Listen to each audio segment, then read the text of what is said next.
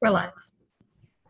Okay, we are hereby reconvened for the Finance Committee meeting for the 2021-22 budget. Up next is the Rochester Police Department. I'd ask the clerk to please call the roll. Councilmember Evans. Present. Councilmember Harris. Here. Councilmember Patterson. Here. Vice President Lightfoot. President Scott. Here. Thank you. And we are joined by the rest of our colleagues, Gruber, Lupien, Melendez, and Pio. Thank you, Interim Chief Harriet Sullivan and your team for being here today for this section of the budget. What I'd like to do is, Chief, give you the opportunity to introduce your team and make any statements that you may have, and then we'll get right into the questioning. Chief Harriet Sullivan.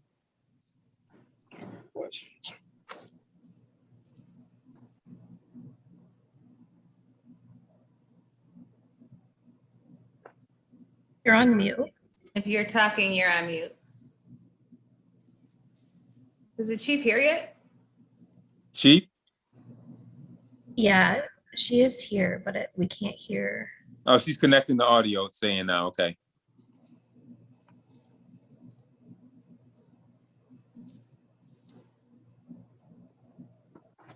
Yep. I think you're connected now, Chief.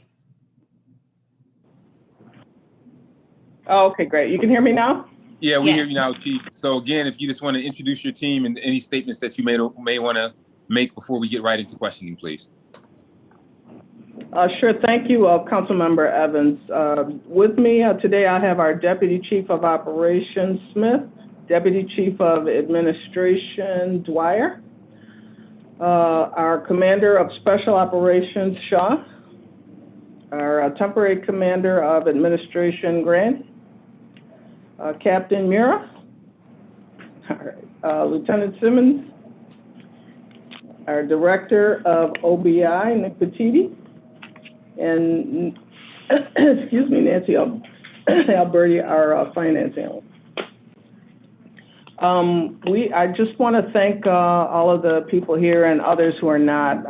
We put a lot of work into trying to ensure we were good stewards of the citizens' tax dollars, but while also trying to provide the best service that we could.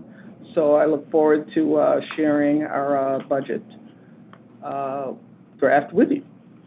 Thank you. Councilmember Patterson.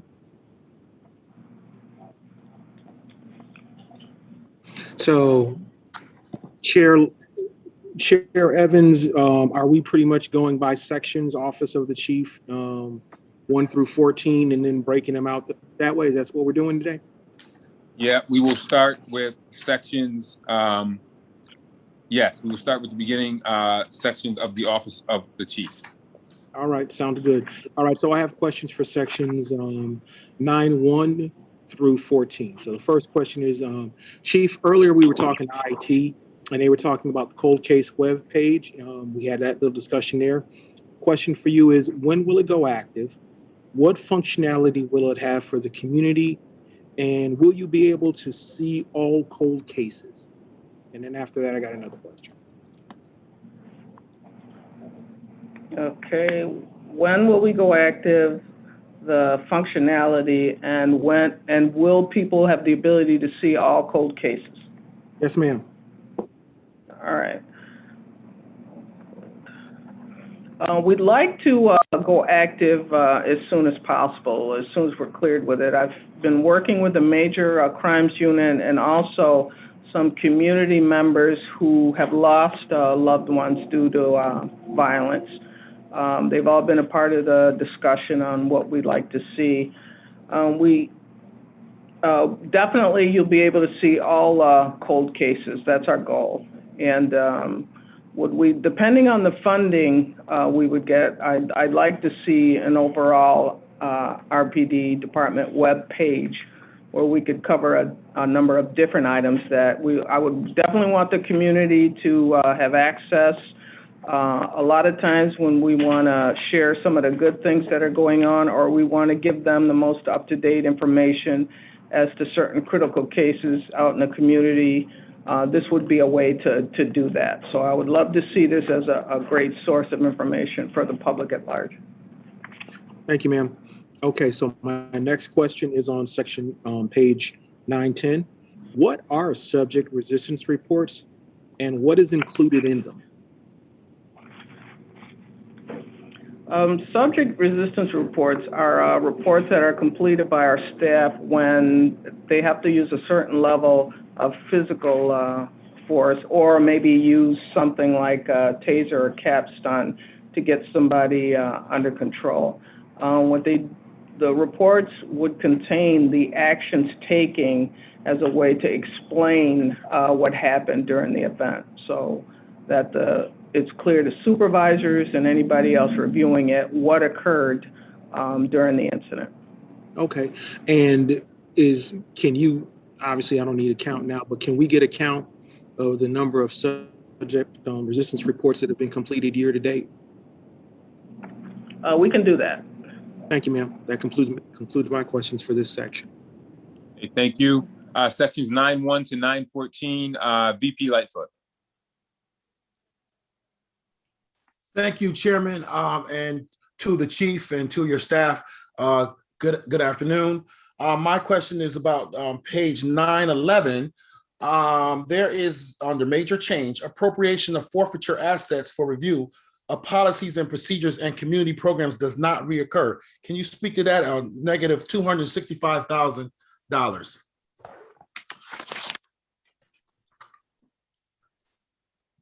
Thank you.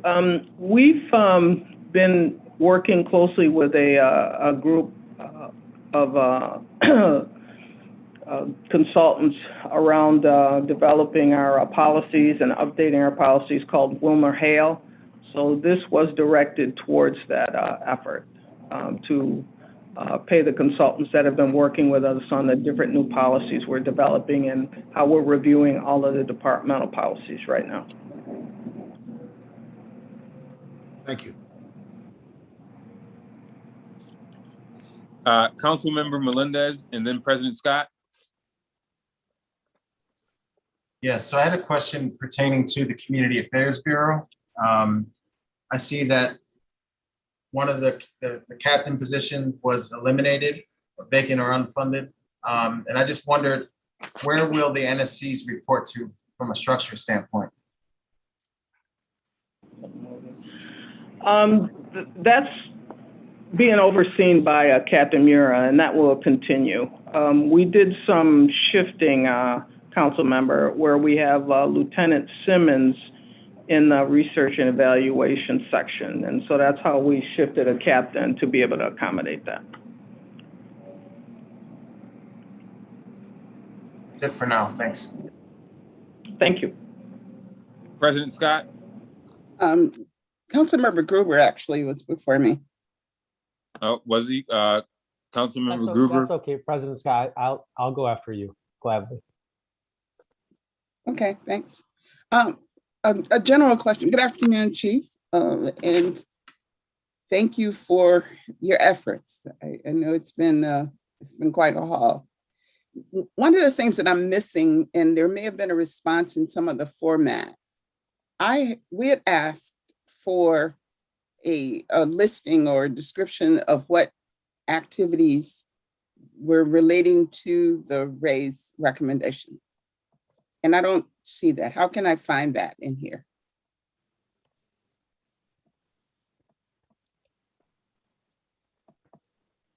So, Yeah. Go ahead, Chief, but No. I'll go ahead, Chief.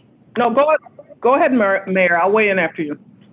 The race recommendations came in out late, as you know, Council President, and so it's not spelled out, and that's why we in the budget proposed $1 million for the race commission recommendations. So our hope is that, as I indicated earlier today, those dollars, after we go through and look at, working with the county and working with our entities and looking at low hanging fruit, that some of those dollars could be used for training and other things like that as we proceed and go forward. But they haven't necessarily been spelled out specifically in the police budget or in the budget at all because of the fact that they were, we know that we have to do specific training. All of that training, the chief has already started a number of those things. Just a couple weeks ago, had Eric Holder here, not here, but via Zoom, dealing with and talking to our officers. They went through extensive training for 2 days, and we will continue to do that. So although it is not spelled out, it's definitely being done, and the chief can talk to you about her plan in the process. But because of the timing of everything, we just thought that it's better to set aside the dollars and then to come back to council individually once we have allocated exactly what that program may be used for the race commission. Go ahead, Chief. Thank you, Mayor. And on top of that, President Scott, we're working with Dr. Archie and his group to take all of those raised recommendations and come up with a game plan for how we're going to implement those. So that's going to help us make that happen, and also, help us track our results on that. And then if there are things we need to contract for, as the mayor stated, we would look at that funding to support it. Okay, thank you. On 9.3, there is, where did I see it? Not critical incident briefings, but there's an item about getting information out quickly.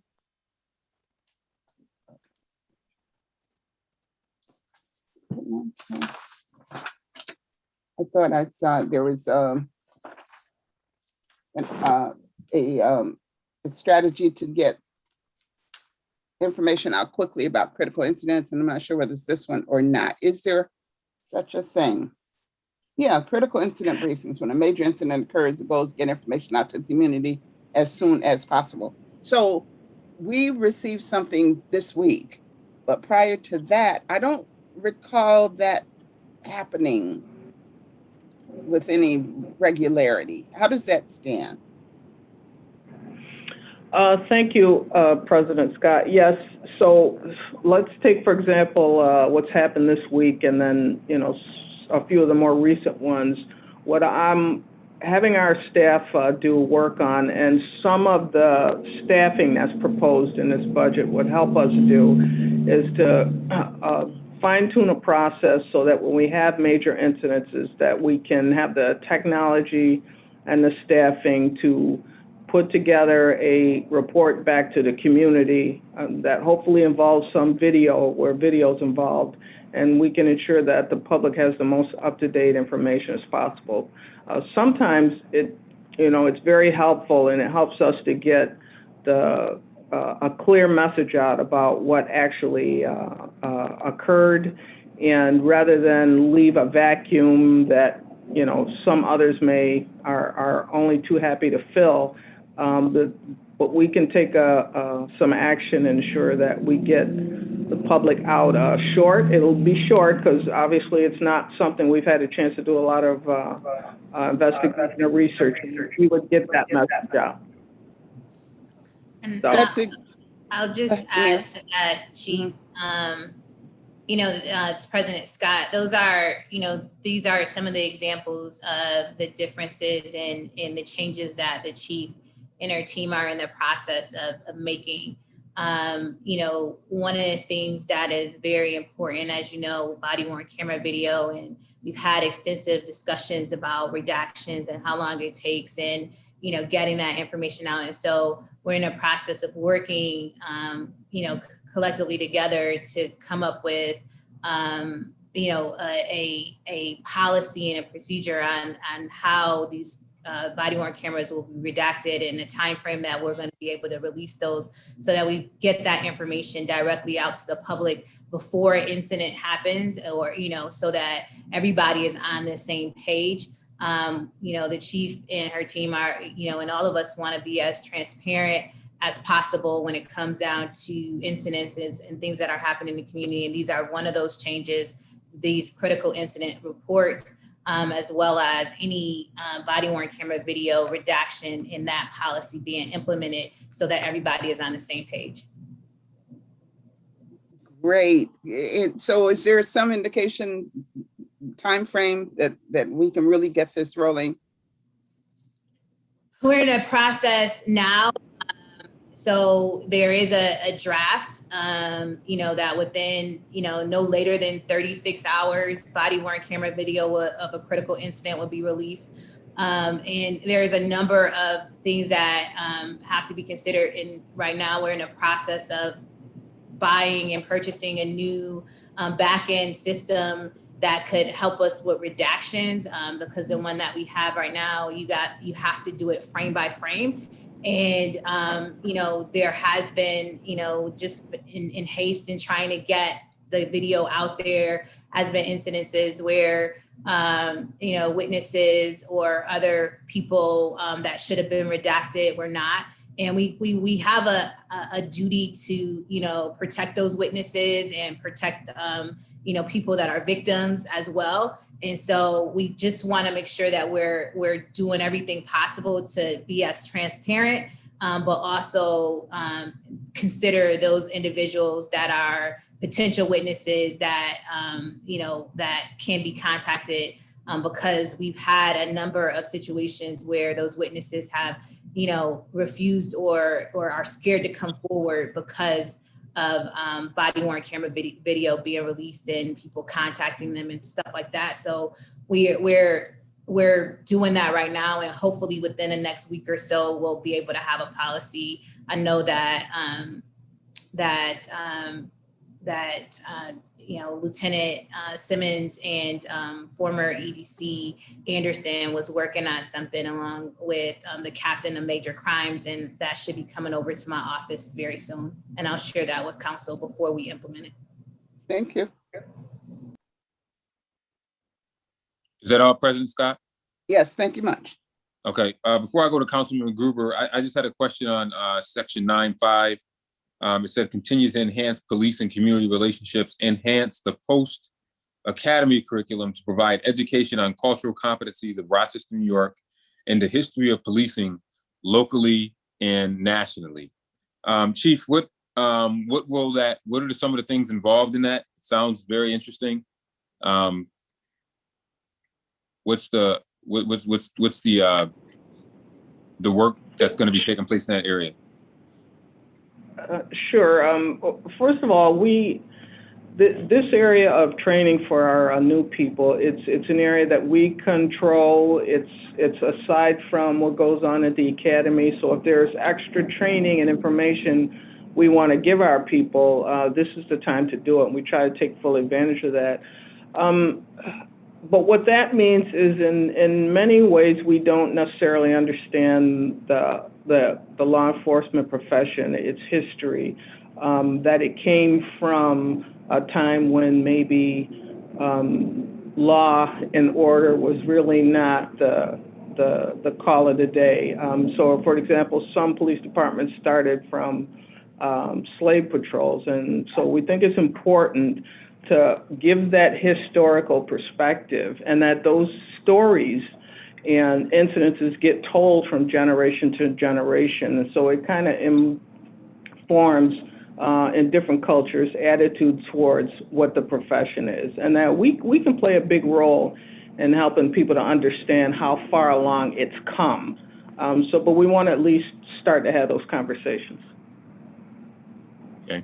Thank you. And Chief, you also should note that you already have started to have those conversations from the training that you did, but then, I believe that EDC Anderson did a session before he left, not just with RPD, but also with other municipalities and police agencies from across our community as well, where this was the topic of discussion, and having some very hard and tough decisions and discussions about the root of policing in our country, and some of the effects that it has on communities of color. Yeah, I would agree. Thank you, Mayor, that I've seen his presentation, and what I like about it is it clarifies, depending on what community you're from, the experiences are just so different.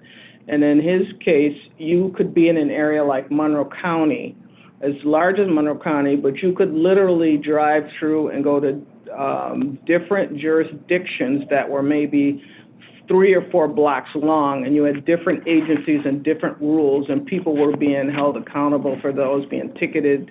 So you could kind of see over time where the tension would have built. He just does a good job of explaining that. And what I like about it is, is that it reminds us all of us, we have to consider that people's experiences when law enforcement may not be the greatest, or it may be really good. It depends. We just can't assume that. And we have to understand that we represent the agency, and we want to put our best customer service face on as possible, whenever possible. So that's really the message we're trying to send. Thank you. Councilmember Gruber? Thank you. And I want to start by echoing President Scott's comments. Chief Harriet Sullivan, thank you for stepping in at a difficult time. But this is actually a related question, Mayor Warren, to you, Mayor Warren, because you have talked a couple times about this year going on a national search. And I just don't know, are there dollars, a national search for a permanent chief? Are there dollars allocated in this budget for something like that? I presume that has a significant expense, or would that be in the HR budget or somewhere else? I would leave that up to the budget director, but I believe that it would be in the HR's budget or in contingency if that's what we decided to do. Yes, we would fund that out of HR initially, and if it were needed more money, we would probably take it out of contingency or potentially undistributed. Thank you. And to build off of President Scott's questions, I totally understand your answer, Mayor, about the race commission. And yes, we as a commissioner there, we definitely stretched the limits of the deadlines. And I think the $1 million put in and talked about later makes a lot of sense. But I want to talk about Executive Order 203 and the way that those dollars are traced into this budget. Because I went through just yesterday, I was looking through EO 203, and there's so many of the recommendations that ultimately were passed and adopted that talked about investing and funding and reallocating resources in different places. And it's really hard to see where some of those are. I think one of the really useful things would be working on some type of a crosswalk that shows those. But just as a couple of examples, there's some really, I think, simple ones that straightforward, like in the EO 203 list of recommendations, C24 was specifically about using federal forfeiture funds for dash cams. And I don't know if that's woven in here, if there are dash cams purchased, but I wouldn't know where to find that. And then there's more kind of complex and abstract ones, but I'll start with the kind of simple ones, like straightforward purchases like dash cams. Are those in here already? No, we haven't allocated the forfeiture funds for dash cams specifically. I think that, we're trying to get our body worn camera system. That's the investment that we're currently making. And, when you think about, Executive Order 203. So when you look at, on 9-3, it's built into the system. It's built into what the chief is actually doing. So, policy review and changes, the work that Wilmer Held and the chief is doing right now, those types of things that's not going to be a budget allocation. It's going to be about the work, actually continuing, with the officer training initiatives and bringing in the Chiefs Advisory Board. One of the recommendations from 203 was to have an implementation committee. Chief is working on that. It's also to have an interview, a community interview panel. Those are recommendations that will be implemented, but it's not going to cost us, us money. It's a lot of recommendations around technology and technology upgrades and data tracking and all of that, through the work that Nick Batiti and his team, and as well as IT, is doing, that's built into the system. So I understand what you're saying as okay, well, I want to be able to say that this particular initiative and this particular dollar amount is allocated for that, but because of the complexities of the work that the chief and her team have to do, it's actually built into their everyday walk. And it has to be encompassed. Training has to be encompassed into what, officers are doing in the academy, but also when we pull them off the road to actually do these training, that will be a part of that. And if we have to allocate more resources to national training or other things like that, we will pull those dollars and come before council to do that. But specifically to the dash cams issue, the one thing that we want to get right now is our body worn camera system. Explore ways to have it upgraded, but also, right now the redactions are taking a long time because of the system, and we need to change that. And that's what we're in the process of doing. And then we would look at body worn cameras in the future. Got it. Thank you. And I think I was only using, sorry, I heard the echo there. I was only using dash cams as an example of one of the more straightforward things, because I agree so much of what is in the EO 203, there's a talk about investments and allocating resources, but a lot of it is abstract because it's creating processes, it's realigning staff. There are some things that I think are fairly straightforward, though, that I let dash cams, one example, understood your answer, wait until we have body worn cameras sorted out. But even the third total recommendation in the EO 203 is around, it's determined the amount of resources needed and allocated accordingly to release an online portal that will allow the public to review disciplinary histories, the 58 type of work. And I guess, knowing We already that, have that. We did that. That database is up and running already.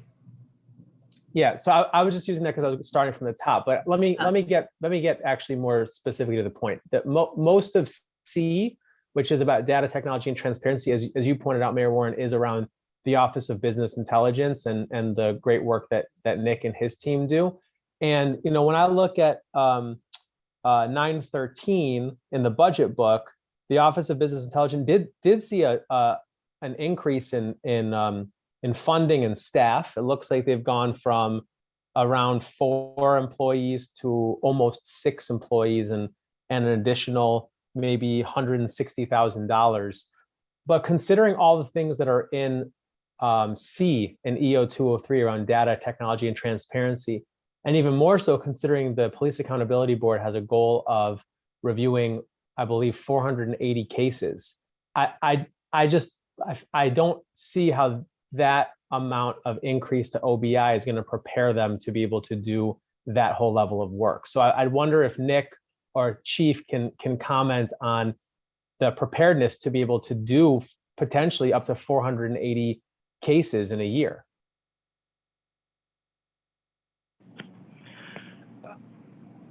So some of the things we're looking at with this is, well, first of all, we've got to make sure our spots are filled and that we have staff coverage.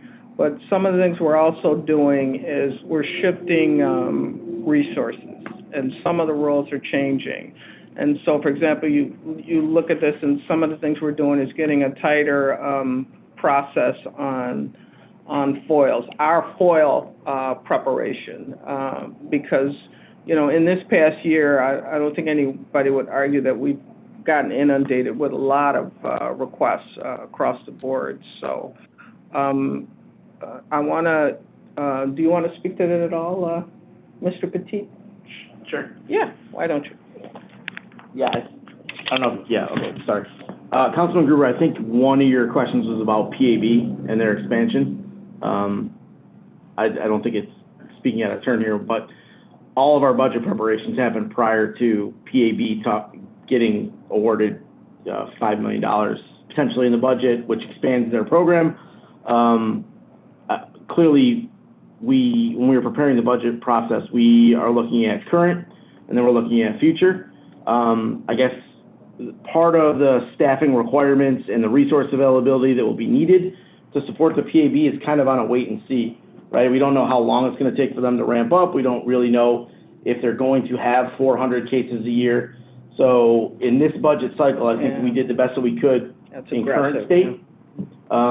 and then kind of the PAB stuff came at the last minute. So I think we'll try to grow with them, would be my indication. If you're asking me if I need more resources, I'm never going to say no. But realistically, I think a lot of the changes that we can make with process and implementation of better technology standards and data governance will go a long way to creating more efficiency. Thanks, Nick, and thanks, Chief. And I just Sorry, want to add a little bit to that. And this is the reason why, for us, the MOU and with the Police Accountability Board is so very important, because it's very easy for us to be able to pull data, to put it on the database, to give them access. A lot of information that has been looked for and sought out has been that it's readily available on the on our open data portal already. And so I think that a process in which we all understand our roles, what's expected and all of that, the change that we're doing around FOIL and encompassing that in the law department with paralegals that can work on that, that's going to help this process as well. And so, you know, if there are additional resources that need to be allocated to Nick Battiti's team, you know, we can analyze that, but we won't know until we start to see in, you know, in the Police Accountability Board starts to hear those cases, how many cases will be coming through, the extent of what would be needed from our side, because my understanding is that they're, you know, looking to hire their own investigators, they're looking to do their own work. And so it would be us just providing the background information and turning that over to them. And so I think that, you know, once we get into it, we can see what's needed, but right now it's way too early to tell. I appreciate that. I think Nick is right that there's going to be some things to grow into together, and certainly, Mayor, I couldn't agree more that having the processes down in writing on paper that everyone agrees to is going to be helpful. But with all due respect, I mean, there was an incident on Remington Street, a very troubling incident just a few days ago, and I know all of council has been wanting to see body-worn camera footage, and we haven't been able to see it yet. So the processes are they're not quick, and I don't know. It doesn't matter if the PAB has their own investigators or not. In the end, the only people who can provide us with the information redacted or whatever, redacted in whatever way possible, is in fact RPD. And it does seem like there's some significant lags. So I'm wondering if the additional 1.5 bodies in OBI's budget here is enough to start to speed some of that up. As it pertains actions, I can tell you that this is the reason why we have to get a better understanding of those redactions, but you can see video that is not redacted. And so I would have to defer to the chief on why that body worn camera video and you haven't been brought in to see it. Generally, when council asks to see body worn camera video, we have it readily available and bring everybody in within a couple hours on that day. So I'm not sure what the holdup is here. Chief, do you have an answer to that? Sure, yeah, I gave a request immediately to Investigator Camp to schedule those viewings for City Council, and I'll confirm where that stands. I know I did just get an email from my team that Remington was ready. So I just would want to, again, remind folks that some of those cameras in the incident were, we thought, lost. And so we had to do some scrambling to kind of, you know, gather all that stuff together and see what we had. So I can assure you it will not take long, and that, you know, I'll know more after the budget meeting, but I can assure you it will not take long.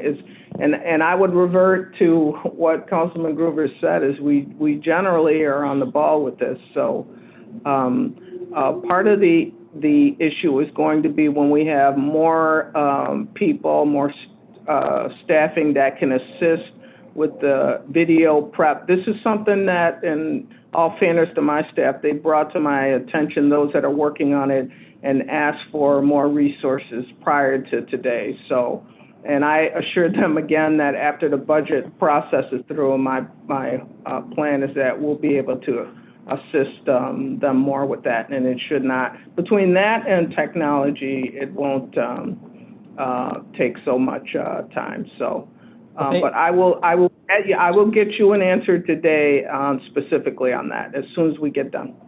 Thank you, Chief. And that really is the precise point of this line of questioning. Is I just want to make sure that there's adequate funding in OBI specifically to be able to do what is talked about in EO 203, which is so much of it is related to improving the open data portal and making sure there's even more information. I mean, it's certainly the biggest section of EO 203 recommendations is related to OBI, and it doesn't look to me like there's even nearly the investment in that particular department to do what is in EO 203. And the second piece, I will totally agree with what understand and accept what Nick and Mayor Warren both said, which is that, you know, when we see PAB scale up, and I suspect that with a budget of $5 million, they're going to be working. I mean, that's what they said the other day. They're going to be working to scale up quickly. That if we don't have if RPD doesn't have the staffing to lay the foundation for investigations to be able to be conducted in a thorough and quick fashion, that we're able to add additional staff members to things like video and redacting and all that type of stuff. And I think that's just a page I think we all need to make sure we're on the same page as. Okay. I just wanted to hold on 1 second, please. So a couple of people have follow-up questions related to this specifically, but the mayor was just getting ready to respond. So I want to allow the mayor to respond. And then I understand council members Patterson and Lupien have follow-up questions. But Madam Mayor, I'm sorry, you were getting ready to respond. No problem, Chairperson Evans. I was just going to say to Councilmember Gruber that, you know, we definitely understand and agree. And if additional resources as we start to go forward are needed, we will definitely allocate those dollars, and hopefully the ARP funds may be something that we can use for that, if it's technology or something of that nature, not necessarily for staffing. But if additional people and other things are needed, then, you know, the chief and her team can come to us and talk to us about that. But we're you know, doing everything possible to be as quick and transparent as possible, and getting the information that you need to you as soon as it's readily available. Okay, thank you. And Councilmember Gruber, I don't know if you have other questions, but if you do, I'm just going to stop you for a second and let Councilmember Patterson follow up on your question that you asked, and then go to Councilmember Lupien. And then remember, we have 4 other sections we have to get through of the budget. So Councilmember Patterson. I believe Councilmember Lupien was in front of me. Councilmember Lupien. Why, thank you. Yeah, just 2 follow-up questions. One, there are a number of recommendations that do have a June 30th of the following year deadline, and wondering if they have those recommendations that have budget implications, if we could get some kind of analysis to see where those are in the budget. Okay. Okay. I think that, you know, as we indicated earlier, a lot of it is built into the current budget processes and procedures. And so it will be in the everyday work, but we will go through it and pinpoint those for you. I think that would be great. Thank you. And then the second follow-up is around the body-worn camera footage. You know, a number of us have asked for the footage to be relayed digitally. And my colleague, Councilmember Gruber, brought it up, you know, yesterday in our meeting, that this is something that's going to be you know, whenever the MOU is finished, be sent over to the Police Accountability Board. And the struggle in trying to schedule us all to come in and watch it physically, the concern has been raised around sharing redacted footage. And if that is a concern, wondering if there's some kind of policy or agreement similar to the MOU with the PAB that council could then sign, so that there could be, you know, an agreement that we're all accountable towards, so that we could have the footage, you know, easily viewable. And that's something that we can look into as we go forward. And you know, it's a matter of getting the system set up and the login set up. So I think that that's something that we can look at. Yeah, the footage was shared with us before, but if it's something where, you know, we can view it and, you know, not have to download it to our laptops, I understand, but it would certainly be much more of a convenience. Thank you. Yeah, I definitely understand. You know, again, you know, we have laws and other things that we have to follow when it comes down to protecting witnesses and providing information, and also in victims. And unfortunately, we want to make sure that we are doing that as best as possible. And it's easier when, especially with critical incidents, to bring everybody over and view that when people are available to do so. And we would be ready to do that, but we'll look at other options and also agreements that we may be able to get people to sign to say that this video, you know, will not be shared or not be talked about until it's ready to be released to the public. Sounds good. Thank you. Okay, the same line of questioning, Councilmember Patterson. So just to comment first, some things are of such a sensitive nature that I certainly do understand why, when we're dealing with unredacted video, that the preference and the desire is to bring council members in. You want to keep that information in close and you want to keep it in tight. Some things aren't. I believe that RPD so far has been pretty good at using some judgment in deciding what can go out and what shouldn't. So I would like them to continue to exercise that careful consideration. And if it's a bit of an inconvenience for council members to come in and see the video, it's just an inconvenience. Towards that end, since we are kind of talking about PAB, you acknowledge in the budget that the CRB is going away, and you're going to have to start making referrals to them. From a quick review of their last report, CRB is probably one of the largest, the RPD is one of the largest referring entities of complaints against police officers to the CRB.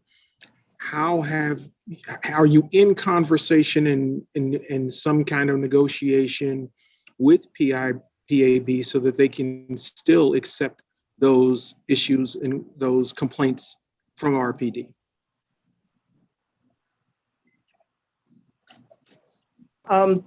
Thank you, member. I have heard from the Center for Dispute. They've advised us, and then we literally have a meeting scheduled next week to talk about transition and what that will look like. And so as soon as I have a better handle on that and how that's going to all work, I'll certainly make sure that the council and the mayor are advised. Thank you. Okay, Councilmember Gruber, you still were the council member on this section 9.1 and 9.14. You have any other questions on this section before I move on to Councilmember Pio and then Lupien? I'll just close mine to say that I think it would be really helpful that after, you know, whatever the approved budget is, to have a work session sometime this summer and to be able to do an overall budget crosswalk from the approved budget to EO 203. Because there's just a lot of things in there where I think it's really important to just walk through it and understand what the investments are being made, what the processes are, what the staffing is, just so that we can see it, because we worked pretty hard on that. Okay, thank you, Councilmember Gruber. Councilmember Pio and then Lupien. So my question would be under section 9-17, we've got about $4.25 million being taken away from patrol and— Councilmember Pio, that's the next section. We're on 9.1 through 9.14. Jumping ahead, go ahead. All right, so I'll come back to you, and I'll go to you first on that section when we get to it. Councilmember Lupien on 9-1 through 9-14. Yes, thank you. I just want to preface this by saying I've been very restrained in asking questions of other areas because I knew I'd have a lot for this, and I warned Chief ahead of time.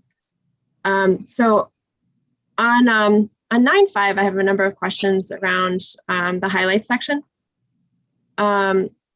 So it says that there's a goal to reduce crime through crime prevention activities. I was wondering how this will be achieved and which activities and departments would be involved in that. Thank you.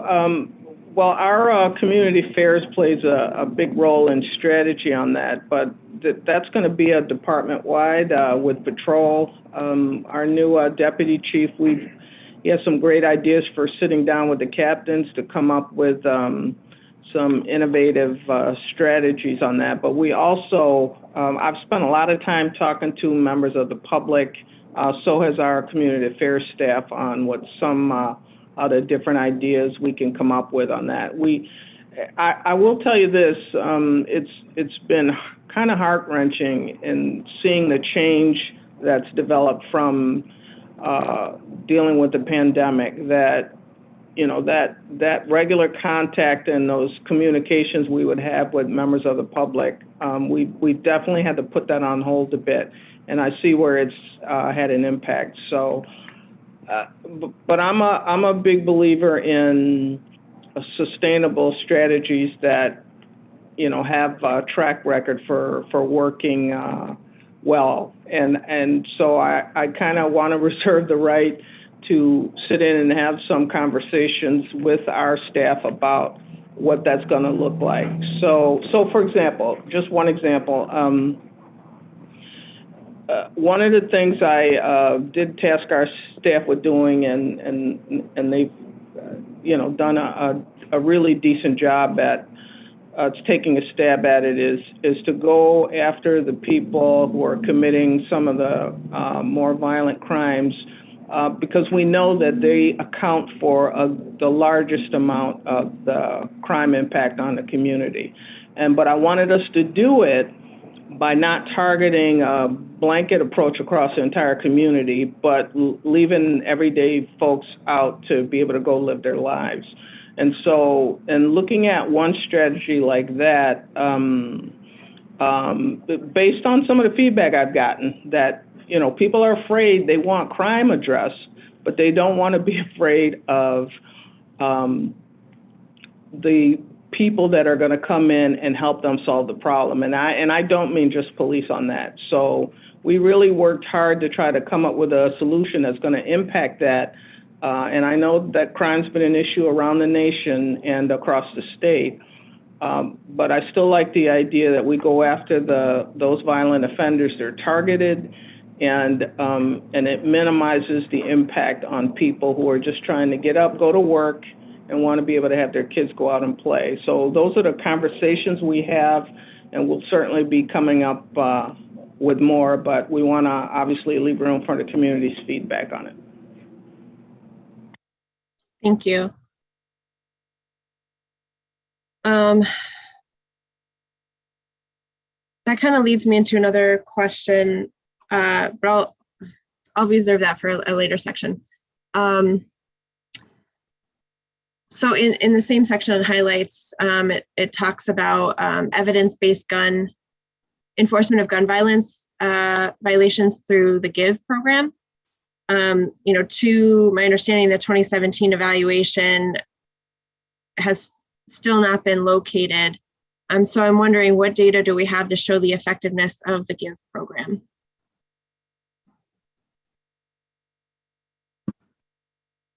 I'll have Mr. Titi weigh in on it. He does a lot of work with the program.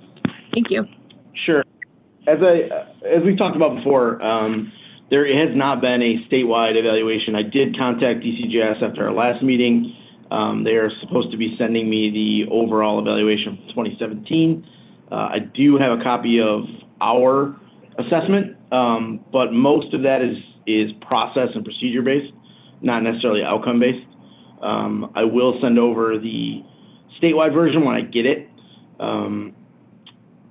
A lot of the grants, and remember it's a comprehensive grant that has multiple partners across the local law enforcement community. Most of the grant priorities are around the expenditure of money, justifying what we're using it for, staying within the comprehensive plan of evidence-based solutions that you're allowed to choose from. And there's an executive steering committee that's represented by the chief, the district attorney, the head of probation, and the Monroe County Sheriff. That group decides back in March what the plan is going to be for the following July through June. And most of our strategies surround true hotspot policing, chronic firearm offenders, right? Because this entire grant is around gun-related violence. So small locations that account for disproportional amounts of firearm violence. Small amounts of people that are disproportionately represented in either victimization and or being suspects in violent crime. We have a number of resources dedicated to street outreach work. So in addition to working with our City Pathways folks, there's the statewide Snug program, which I realize has hit a kind of snag in this last period, as you guys pointed out last time we talked. And there is a number of not necessarily enforcement-based, but services-based approaches that we try to weave in throughout the program, including custom notifications.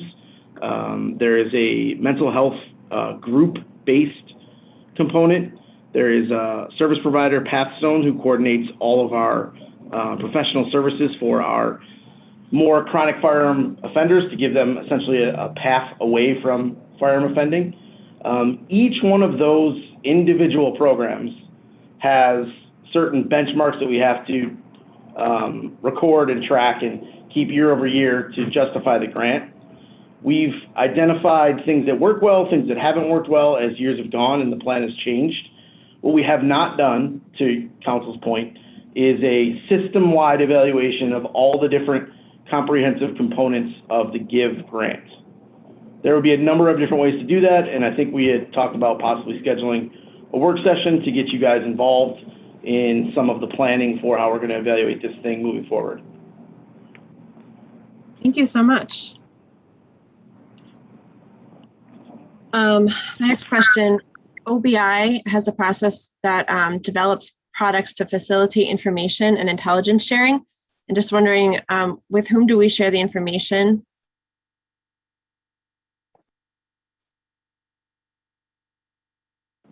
There you go. Yeah, I'll kind of tackle that in a couple different parts. We kind of handle a wide range of requests.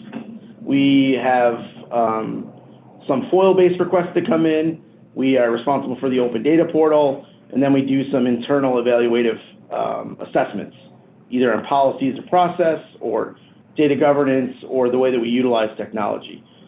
Certain products, depending on the nature of the request, are public-based. Other ones are internal efficiency ones. Obviously, we get requests from council that sometimes are just for you guys, sometimes they're also for the public.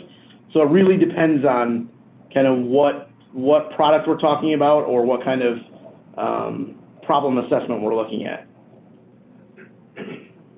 Great, thank you. Can you explain a little bit more detail what the statement to develop a plan to craft a professional message for the public that is responsive and permits community members to be heard?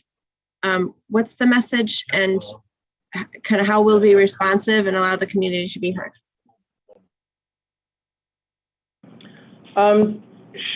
Sure. I have great plans for crafting our message as a department going forward. We often, when I've had meetings with, for example, people who had lost relatives to violence, the page alone for the cold cases, in many ways, they felt unheard because the case hasn't been solved, and we really didn't have a mechanism for continuously keeping those cases in the forefront. So a big part of where that cold case page came from was a result of community members who were still grieving, even though they've lost their loved ones a long time ago. And even though they hadn't been, but they felt forgotten. So they don't know necessarily the work that the investigators are still doing to review cases. But a cold case page goes a very long way in reiterating that their cases have not been forgotten, it's still being worked on. And then there were some perks on the police side for that as well. So, for example, I talked about how we can drive people to those sites. We don't have to necessarily go into depth or detail or have to try to remember to explain details on the cases. We can drive people to those sites and someone can see it and everything's listed there. But then also for the family members, it's a constant that they know their cases haven't been forgotten and that people are still making efforts to try to address it. So that was a big part of that, is so that victims whose cases where the cases aren't solved, that members of the community know they have not been forgotten and that's a way to keep it in the forefront. That's so important. Thank you. We voted on an expenditure a little while ago around a data analysis project for subject resistance reports, and just wondering if you can give an update on that project.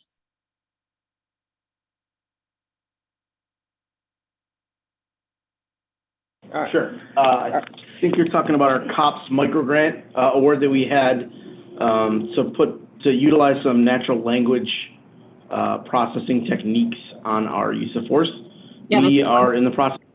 Yep. So we're in the process of signing the contract with the professor at RIT. He's actually also teaching at Duke right now, who is going to be performing the optical character recognition portion of it.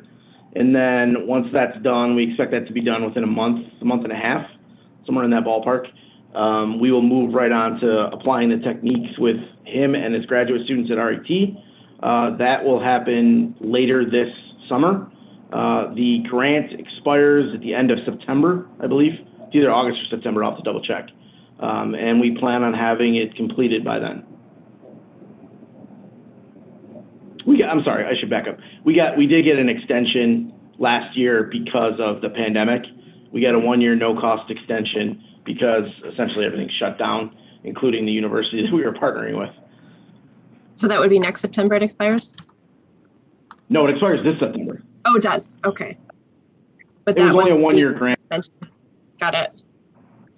And then, is there any plan for what to do with what you learned from the reports? What patterns emerge?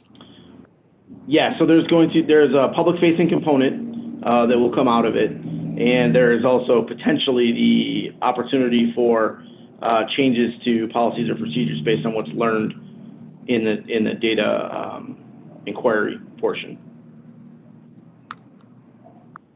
Thank you. Okay. Are you done with that section, Councilmember Lupien, 9-1 to 9-14? I have 3 more questions that require answers, and then just a couple to read into the record that I know will be data related. Okay, if we can move that along, only because we have 5 other sections to go through. I know, but these are all my questions for the whole budget. I know. Go ahead. Okay. Under internal operations, what does administrative inquiries mean? It's one of the kind of KPIs that get measured. What page are you on? What page is that, council member? See here. I think it is 9-11. Yeah.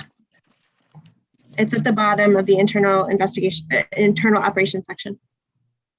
And so administrative inquiries are people who call the PSS office who either have a complaint of service or just a question of service.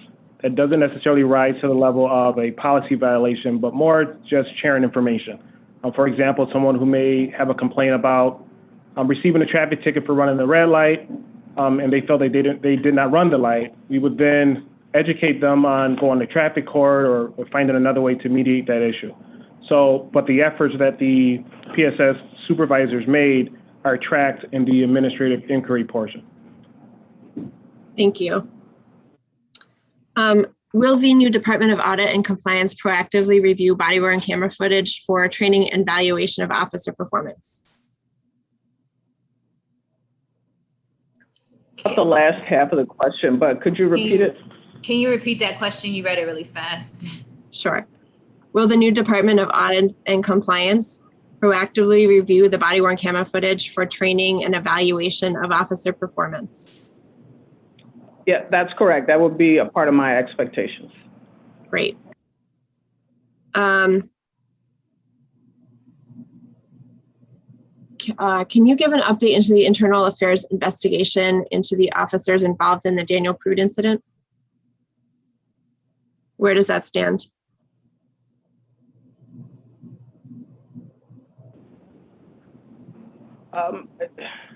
Well, I'm assuming you don't want me to go into detail. This is a public meeting. More in right? terms Or- of when do you expect it will be completed?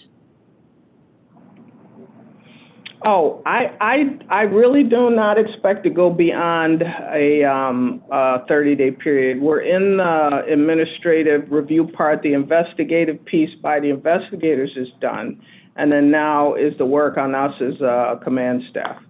That and then taking into account some of the other matters that have risen to a critical level that I have to address without going into specific details. Sure. Yeah, thank you. Definitely wasn't asking for specifics.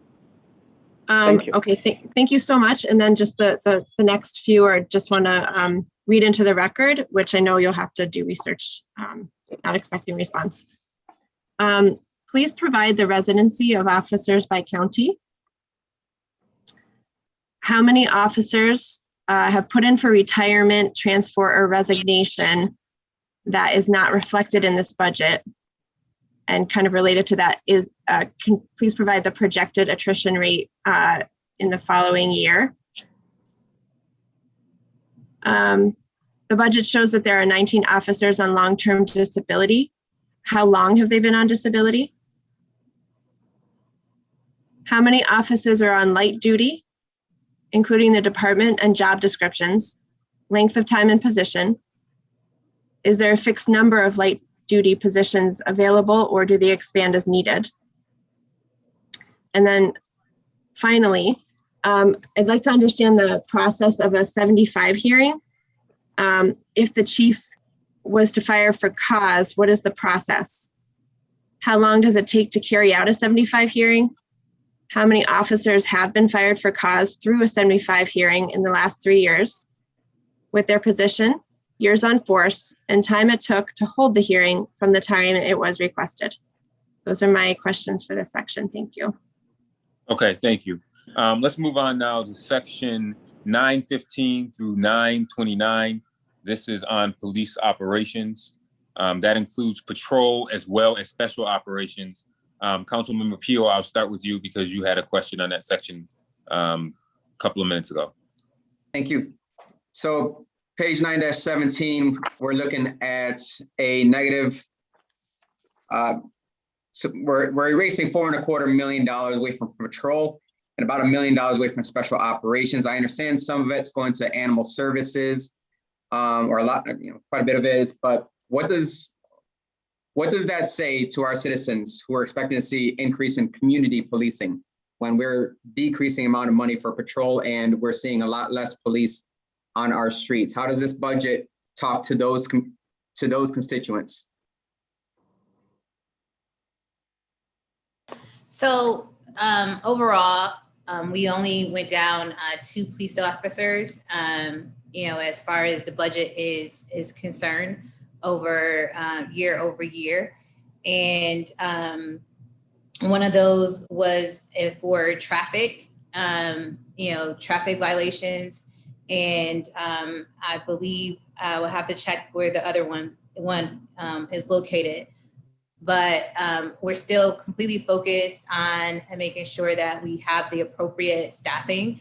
As you know, council has directed the administration to look at downsizing the police force. But with the level of crime that we have going on and the number of changes, we decided that this year we would look at what is the police department doing that they really had, that did not involve public safety. And so that's the reason why those procedures like victims assistance was removed, as well as the animal services was moved to different departments. So year over year, we are only down 2 officers. We are keeping and wanting to make sure that we keep the same level of police staff police officers, because we still believe that we have an issue as other cities across the country are having with violence. And we want to make sure that our officers have the ability to patrol our departments. But one of the things that was raised is that we do have a number of officers that have decided to retire.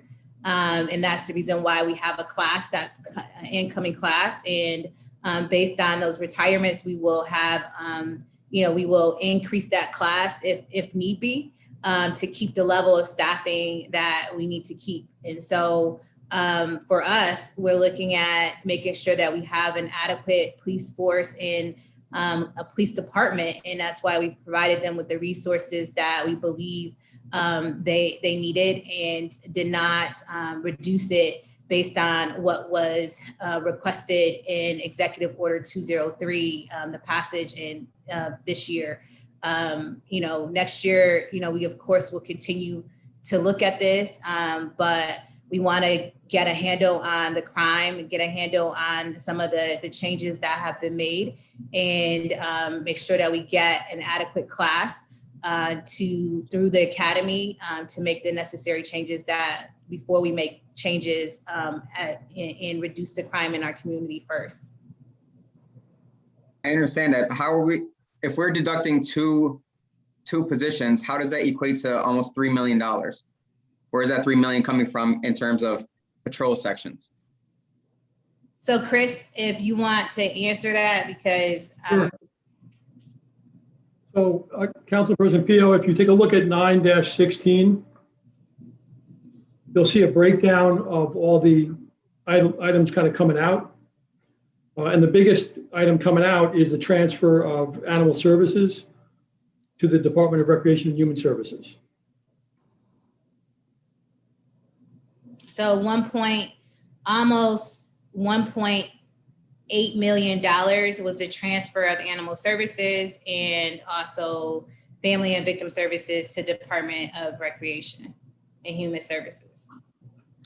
And based on if you look up above as well, you'll see the vacancy allowance of $2.1 million. That's a change.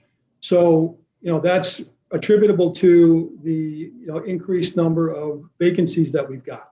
Right? So as the mayor said, we've got a class that we're planning on in the fall, and that recruit class is budgeted.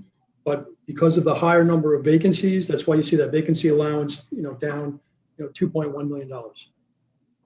Understand. So how do we increase community patrolling, meaning police being out of their vehicle with less money and less police on our streets? How do we increase that for our communities with this budget here? So I'm not understanding your question because it's around assignment, and the chief can talk about the assignments that officers have and being out, rather that's walking or on the beat. As we have already indicated, we do have a number of retirements that have taken place, and that's the reason why we have a class. But when we look at year over year, the number of officers that's allotted for within the budget, it is only 2 officers that have changed. Okay, so page 921, we are estimating in the budget that we're going to have a decrease of about 80 weapon-related offenses and a decrease of about 100 shooting victims. how did we come up with those numbers? If we're estimated 2020 pretty high, obviously the numbers have gone up. How are we going to decrease those shooting victims by 100 people? So I would turn that over to the chief and her team that prepared this. I think that one of the things that we definitely have to realize is that, this past year we were in a pandemic, and all of the things that we did and was working on, to reduce crime pre-pandemic stopped. And all of those things are restarting again, from, the patrols that we used to do, the walking beats, the riding, the utilizing our mounted patrol in a different way, as well as the Community Affairs Bureau and outreach and being in our schools, and all of those things are all starting back up. Office of Neighborhood Safety, a number of, we also have community partners that we've worked with that have had some changes as well. And so our belief is that once we get back to doing what we know works, and building those relationships that have had some challenges over the last year, that we will be able to reduce the number of victims. But if you want to talk specifically, Chief, about the number and or Nick, how you came up with these numbers, you can. Yeah, so the mayor is absolutely right. When we are budgeting these numbers, what we try not to do is base those numbers on a binary comparison, like just looking at year to year. We try to take a more long-term approach, look at a 3-year or 5-year average, and that's where we come up with that budgeted amount. In 2020, like the mayor mentioned, it was a very unique year in terms of the pandemic and increases in crime. We certainly don't think, and we certainly aren't planning for the 2020 numbers to be the norm. We want to get back to more strategic policing, more community outreach, where we are able, through those efforts, to reduce crime and also eliminate the amount of guns coming into the community, which in fact will reduce the amount of guns that we can take off the street.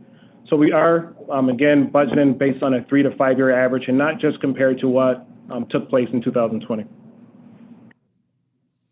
right, and last question here. I know that last I heard, we were about 65 less in police officers this year, and we should be estimating another negative 50 by the end of the year. But we have a class that's coming in that would have a max of 30.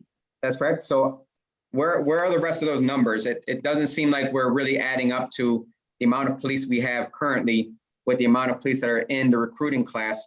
Where in the budget do we see that we're making up those numbers? Where are you getting your number? You said 86? Nope. We've lost over 60 police officers this year already. We're bound to lose quite a bit more. Where are we going to make up those numbers based on the budget we see here? How are we going to make up those numbers on our police officers? So the amount. Are we putting more money into recruiting? Are we going to have more recruiting classes? So I have to get the accurate number of police officers that have actually retired or to you, because I don't think that we're under 60 police officers. We currently have, just to clarify, we currently have 39 vacancies in sworn. Right, so that's not accurate at all, what you're saying. Okay, so we have 39 that are vacant then. That means our budget should be less automatically, right? Are we making up those 39 with this new class?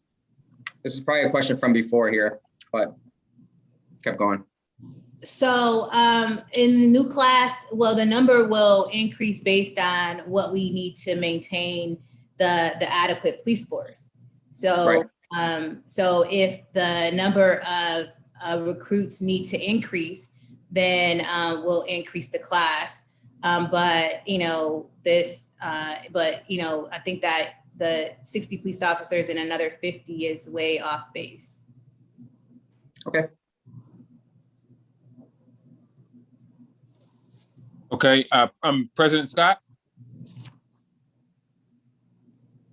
Madam President. Yes, thank you. 916. Chief, would you explain the special event overtime credit adjustment? What is that associated with?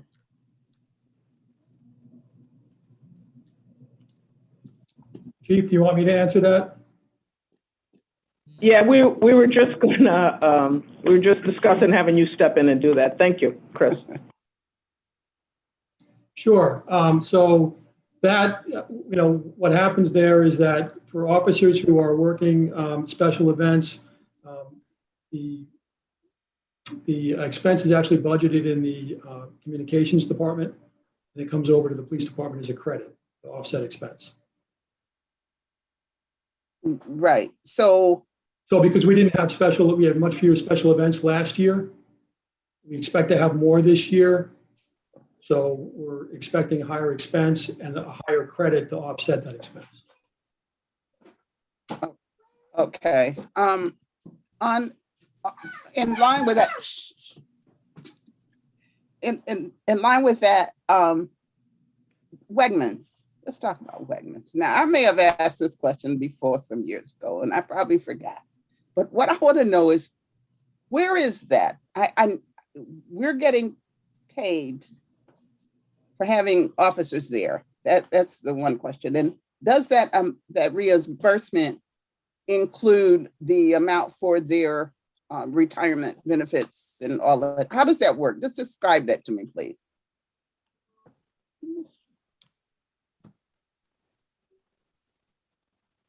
Want to cover that one? Yes, so that's and I'll let Joe Mistico weigh in on this too, the budget analyst, but in the special event rate, that's captured in the full rate, and it includes fringe. So, and fringe includes the pension expense. And where do we see that at, as income and or expense?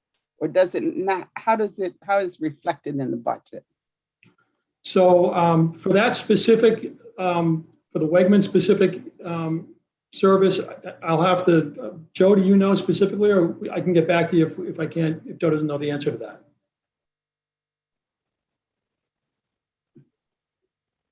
Yeah, we can answer from the PDN. So that we can answer from the PDN. I don't know if Joe is connected, but the overtime for Wegmans is reflected in the general overtime amount. And then the money that we are reimbursed when overtime is paid by Wegmans is put into the credited amount. So it's not an individual line that says Wegmans, it's just in the general, $4.2 million in our overtime budget that's allotted. It's included in the departmental income section in the sum portion of the budget. Yeah, that would make sense. Okay. All right. Thank you. Okay, thank you. Councilmember Patterson and then Gruber. You gotta love Zoom. Okay. So patrol operations, section 920, firearms seized. Can you talk about the seizures 2021 budget year to date and your expectations for seizures 21-22?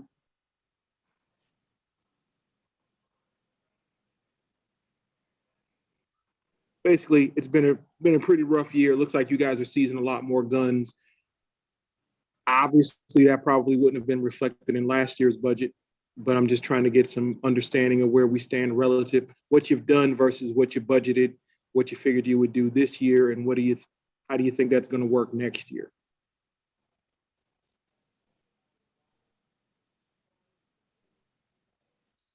We definitely have on the amount of guns that have been taken in, and I have sat in some of the discussions on that, and in as far as the gun tracking and where some of those have come from. So yeah, and then we as been said before, we're not sure how 2020 is going to turn out with the surge in violence and the increased firearms. And then what was that number we got from the gun program? 268. Yeah, and I know a chunk of those were automatic weapons. So yeah, we're gonna keep an eye on that, and then, but also try to keep in mind that, we're not sure how 2020 is going to play out in this whole process, so.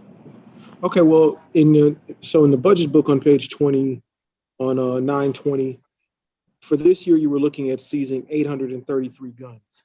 Are you there, above, below? So my understanding is we're at 786 right now, which is pretty basically close. there. Yeah. Okay.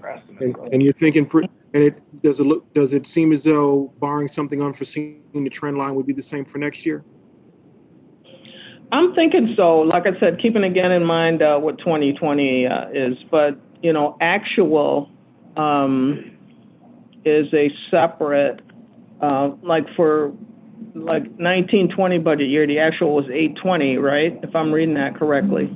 And so, but Councilman, are you looking at finding out to date what actual numbers are for us? I'm not worried about today because, it's the middle of June. I get that. Just trying to see what the trend is, because it seems as though, so there are those who could have the opinion that a lot of your gun seizures are based upon luck. And I'm sure luck does play a part of it. But it also, I believe that the GIVE program has some impact and accounts for a significant percentage of those gun seizures. Is that the case? And also, kudos to you. You've been coming to some of the meetings to get a firsthand view on what's going on. Mr. Petit, you want to weigh in on that as far as the gun numbers? I expect we're going over estimates, but you prepared to talk about that? Sure. So just for the sake of clarity, the numbers presented in the budget book, they're estimates. They're estimates that we do in March based on what's known from July the previous year up through that point. At that point, we did not have a gun buyback program. We ran one a couple weeks ago, so those numbers are not figured in here. They are figured into previous years where we've had gun buyback programs, so I would fully expect us to exceed the number that's on here. Okay. So when we make the projections for next year, again, they're in March, so it's based on what we know at the time. If we adjusted those, I would expect to be probably higher again next year.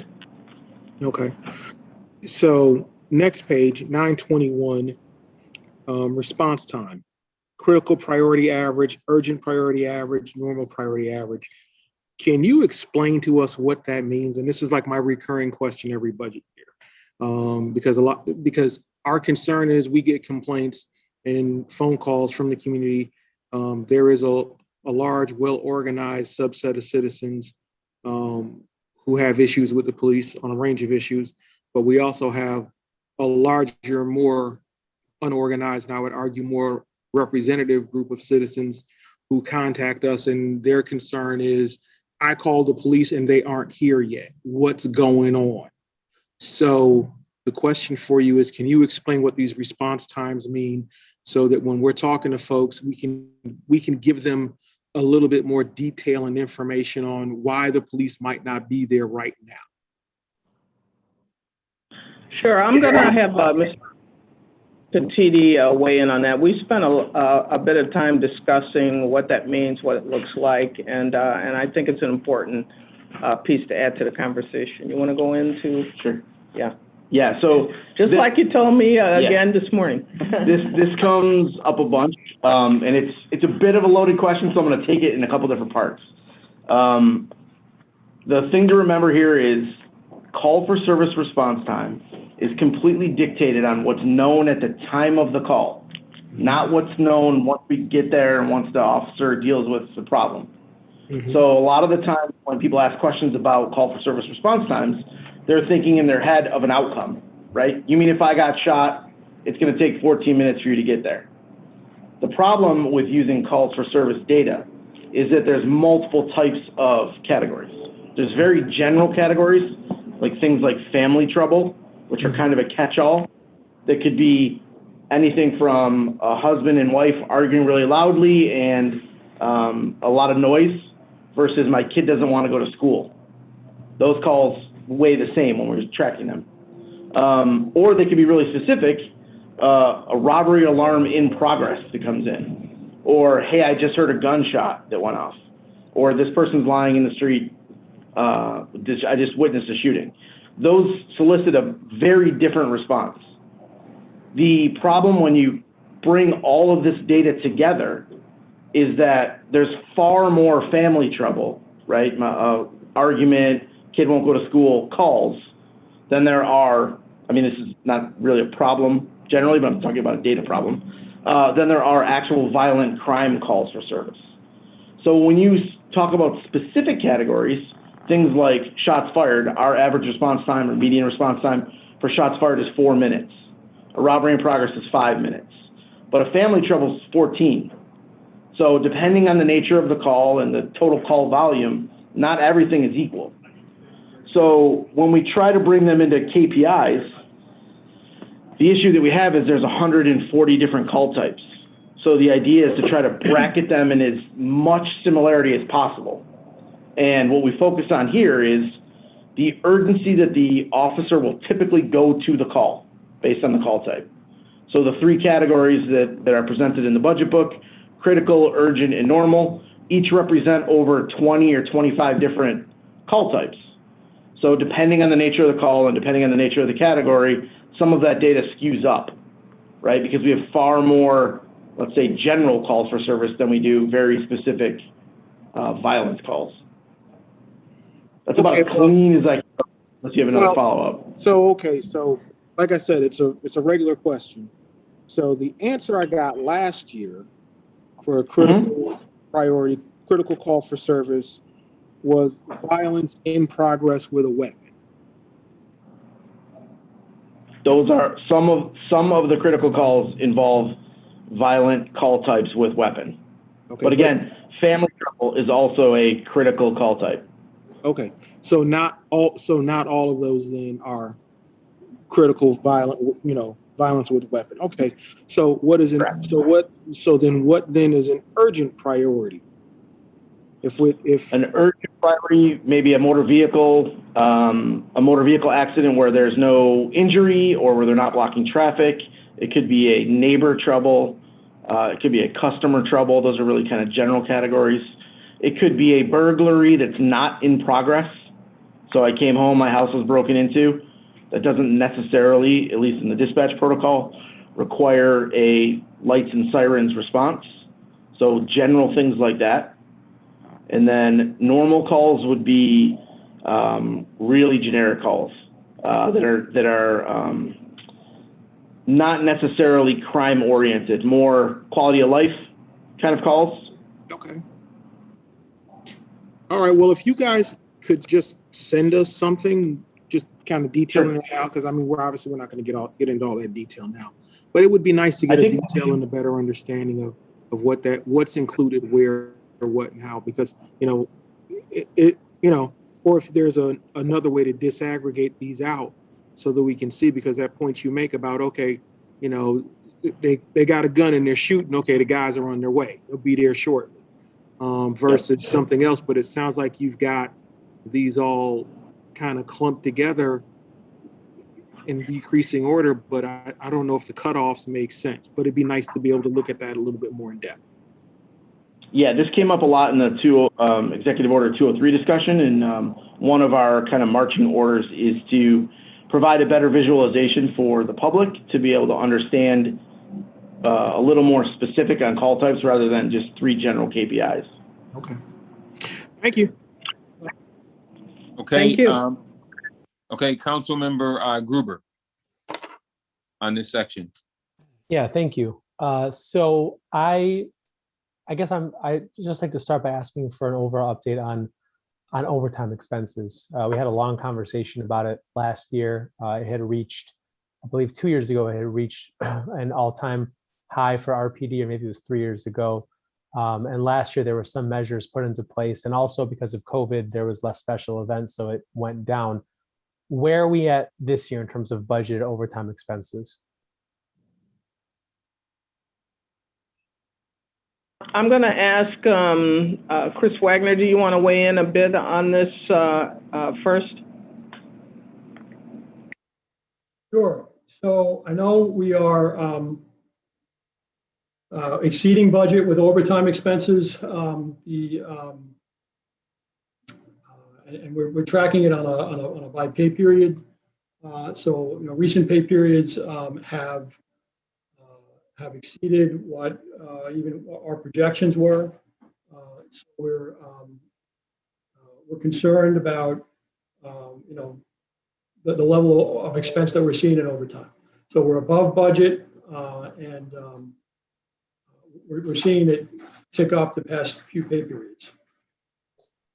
So that's, thank you, Chris. That's for this year. And as we come to the close of this year, and I'm sure that some of the things that you already mentioned, the 39 vacancies, the lack of a class last year, I'm sure there's a number of reasons why that's ticking upward. What are the projections? Because there's not a, unless I just don't know where it is, there's not a single line for overtime in the RPD budget. So can someone just help me understand what the proposed overtime allocation is for 21-22?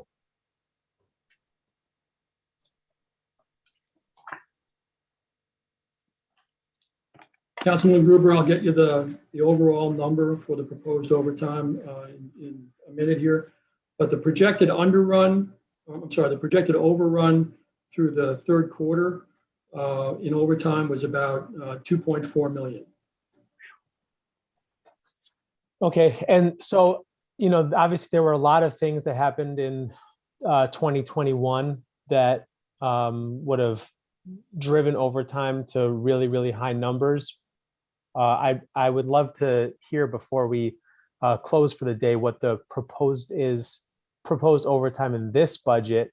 And I'd also just like to ask Chris, last year in July, I believe, I just stopped voting yes on a lot of grants that were coming into RPD specifically because it was amending budget and adding additional overtime expenses. And these are things that tend to come back year after year.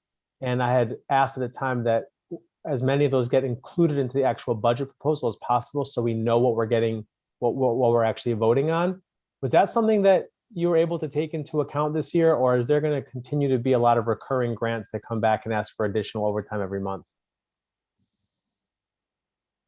So we still have some grants that are not included here that would be coming back to council for in terms of amending the budget once we get the grant. So yeah, not all of that is built in at this point. Go ahead. Sorry, go ahead. Just to circle back with you, the overall proposed budget for overtime for fiscal 22 is just over $5.8 million. Okay, and I think if you wouldn't mind just putting in writing what the actuals were for the past 3 years. I believe at one point it was upwards of 7 million. At least that's the number that's in my head.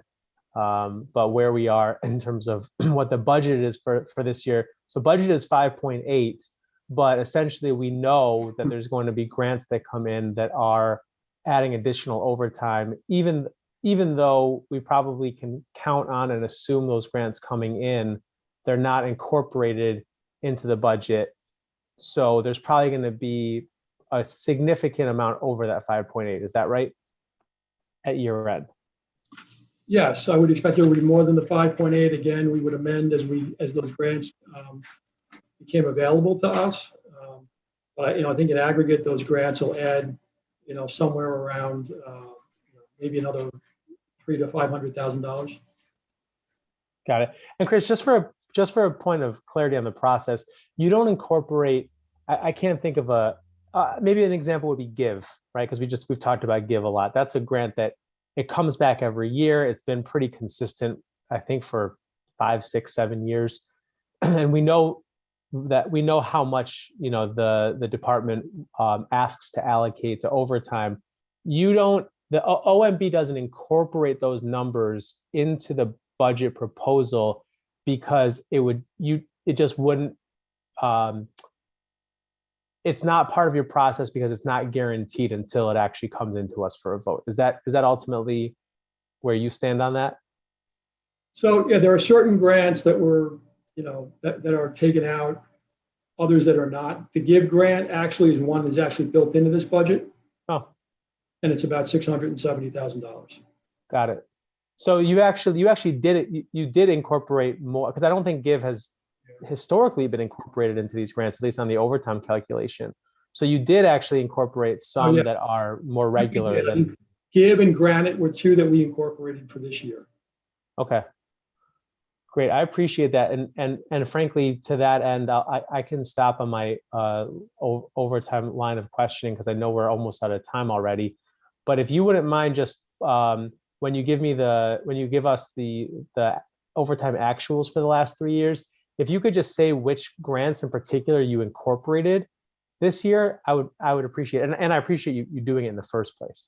Thank you. Yeah, we can do that. Sure. Thanks. Okay. Council, we are still on 915 to 929, which is the police department operations, which includes patrol and special operations. I'm going to go to Councilmember Melendez and then Councilmember Lupien. And then we still have two large sections to go through after these two sections. So Councilmember Melendez and then Lupien. Thanks, Chairperson Evans. So my question is quick, actually, and I don't expect to have the answer on the call, but could you provide us with a breakdown of the section by section, how many officers are assigned to each section? I imagine some of these services might be centralized, but for patrol specifically, it would be helpful to understand how these numbers break down by section. That's all. We can get that to you, council member. Thank you.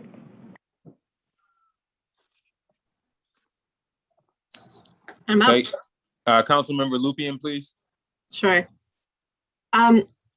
So the budget budgets for 498 police officers. And my question is, will that number increase with the 30 recruits hired, or is that accounted for in the vacancy allowance? What initial number did you give for total for police? For patrol, 498. Oh, okay. I'm sorry. And your question was, of the new class, will they add to the patrol number? Right. Hang on. That's your question though, right? Yeah. Will that be, so that in here it says 47 vacancy allowance. So will that 30 be taken out of the vacancy allowance, or will the overall number of officers go up? So let me answer that question. So the overall number of officers doesn't change, right? So again, depending upon how many, retirements or separations we have, the vacancies can change. But the recruit class is designed to try to keep the police department as close to, their authorized staffing level as we can, right? So the overall, the 498 or whatever number you referenced won't change. How many of those are filled will change based upon the recruit class. Okay, thank you. Right. Currently, our attrition outpaces our hiring. So I just wanted to clarify that. Thank you. I am trying to understand how the total number of officers, including the vacancy allowance, has only been reduced by 2, but the top line vacancy allowance, at the beginning of the RPD section says it was reduced by 2 million.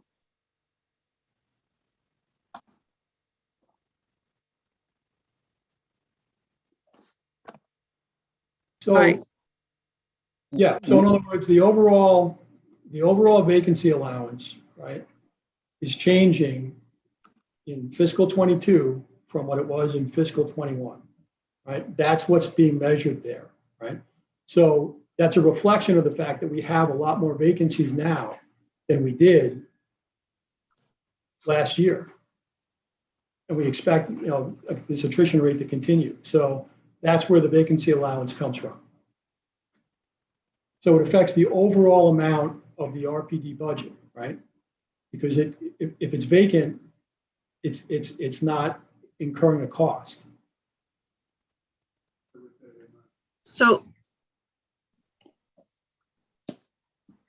So was that 2 million then from the savings of not having those positions filled? Because the vacant positions we are including in the budget, right? Yes, correct. That's salary savings, right? From in the police department budget related to the number of vacancies that they have. Now, again, depending upon how the mission is accomplished, right? There may be an overtime cost to some of those vacancies, right? So the vacancy allowance is recognizing, what the vacancy level is and projected to be. Okay, thank you.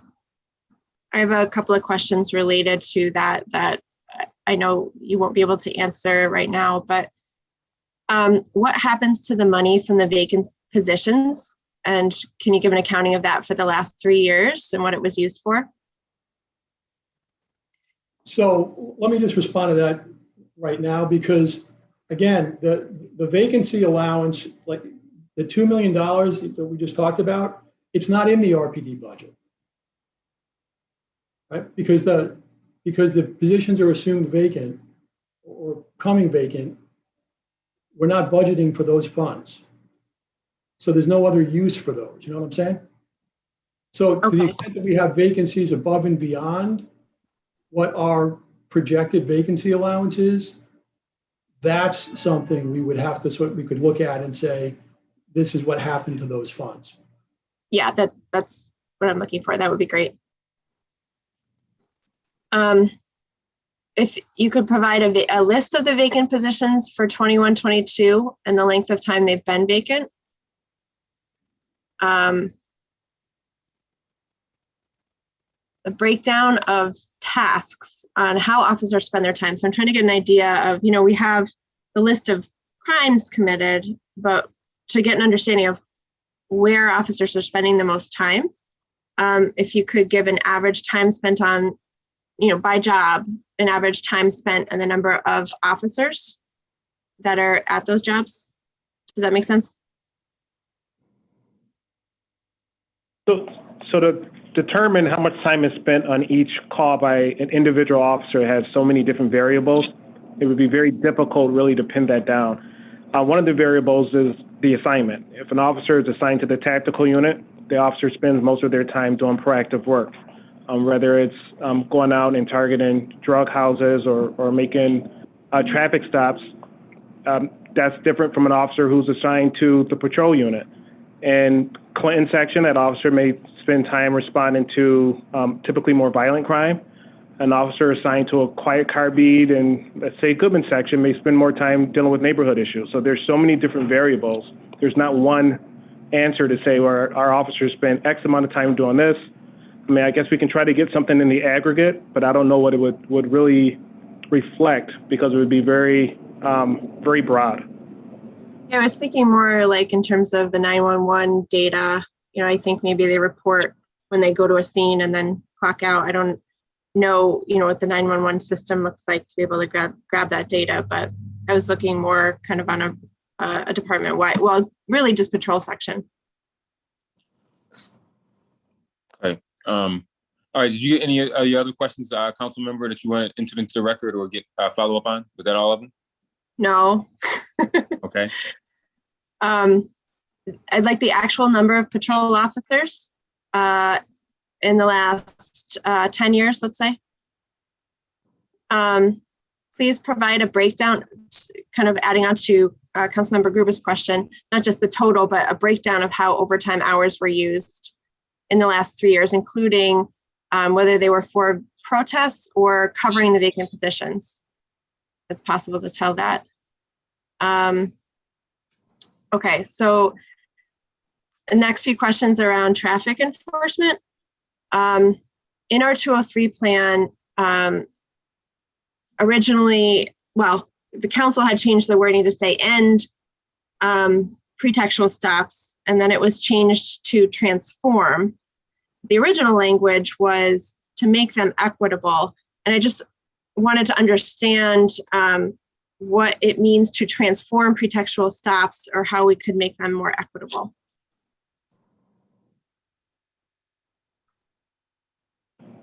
Is that something we can respond to you later with your other questions? Sure. Because the questions around council's language approval to transform, and you want us to clarify that. Is that right? No, the council's language was to end them. The original language in the 203 was to make them more equitable. And then our recommendation was then changed by, I'm not sure who, but to the word transform. So we need to try to clarify transform. I think I can answer this question, Chief. All right. So the original recommendation in the 203 was to make them more equitable. Council said to end them, and through either discussion with the chief, the law department, and myself and the administration, we utilized the word transform.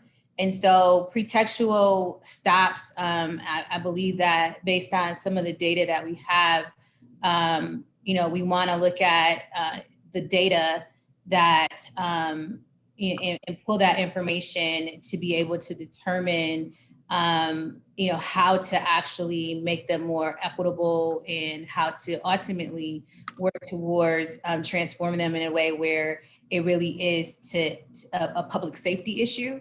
As you are well aware, a lot of the guns that we are illegal guns that we're able to get off the streets are through some of these stops. And so we didn't want to necessarily use the word end because it's definitive, but wanted to have the data to actually support whatever decisions we make on which pretextual stops that we would continue. And so it's a transform, looks at letting the data drive the decision instead of anything else. Okay, to that end, could we get the breakdown of all of the traffic stops in the last 3 years, including the time and date, location, age, gender, and race? If the car was searched, was it consented? The reason for the search and the outcome of the search, including if guns were recovered. I'm pretty sure the police department has that data somewhere. It may take us a while to compile all of that, but we'll make sure that we work towards getting it to you. Okay, thank you. If this data is available, can you provide the data on the effectiveness of taking guns off the street to the number of gun-involved crimes?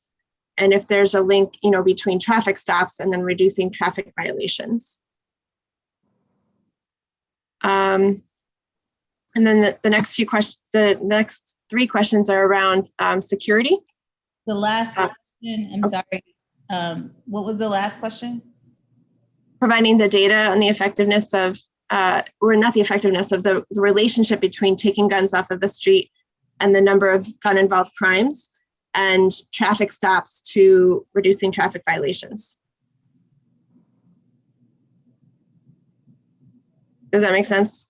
The last part of it, I'm confused, but maybe you can. So basically data that shows a higher number of traffic stops actually reduce the total number of traffic violations? Does it have an effect on it? So like speeding, you mean? Or like running a red light? Yeah, moving violations.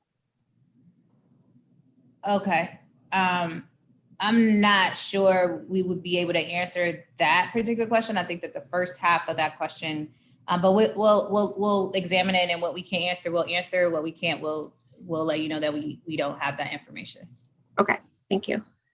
The next 3 questions are around privacy and security.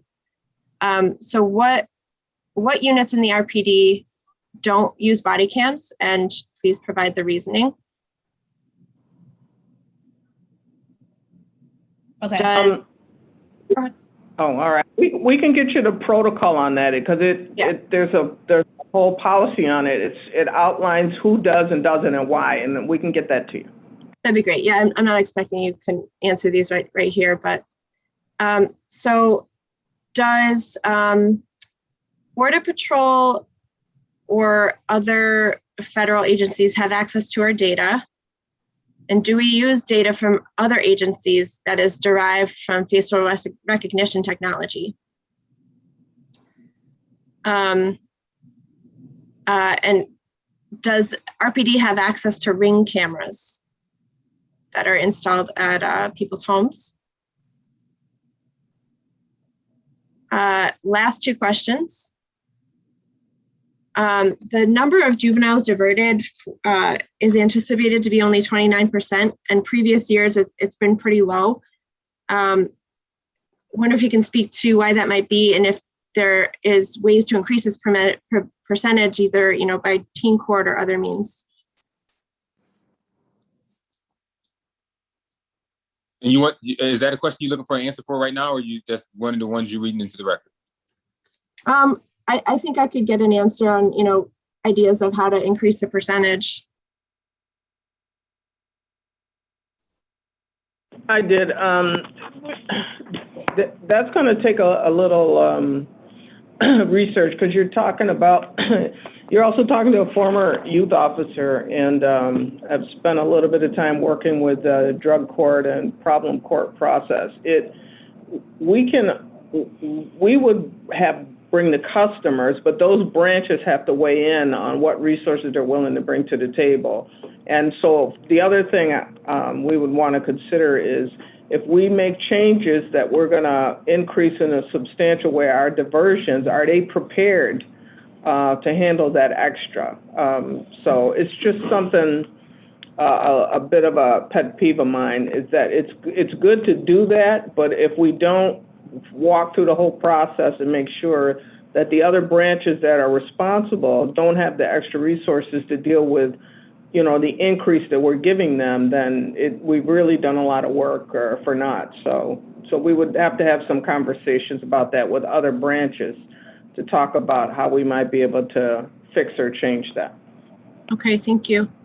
Last question should be an easy one to answer. What is the difference between, this is on 927, what's the difference between handling and monitoring sex offenders? Because the wording was changed, so just wondering what that change means.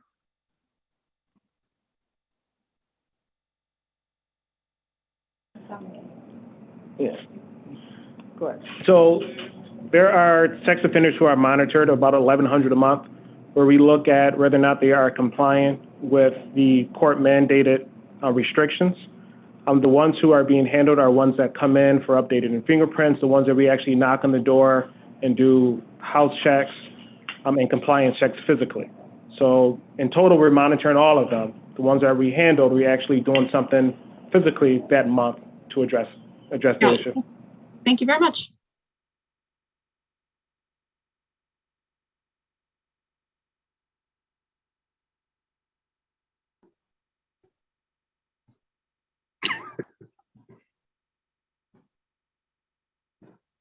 Malik? I'm sorry. I'm sorry. I said, Councilmember Patterson, you had a question on this section? Yeah. I apologize. I thought we were breaking them up by within the section. So 920. So page 926. Under drug seizures budgeted, you are looking to seize less marijuana this year than from last. My question is, why are you looking to seize any marijuana? Is seizing marijuana still a priority for the RPD? I can't speak to where it will be in terms of priority. I think we're on the same page as far as with the law changes, but there are still areas, for example, if it's people who by law are underage, we may not take substantial enforcement action, but you still have to seize it and turn it in. But by keeping those things in mind, we still expect that to be low. At least I certainly would. Okay, thank you. Okay, let's move on to sections 930 through 935. These are questions related to the police department administration. I will entertain questions on those sections.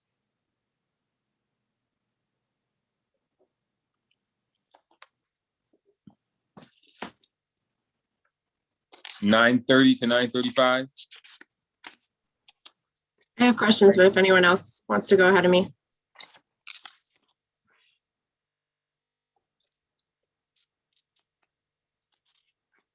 Go ahead, Councilmember Lupien. Okay.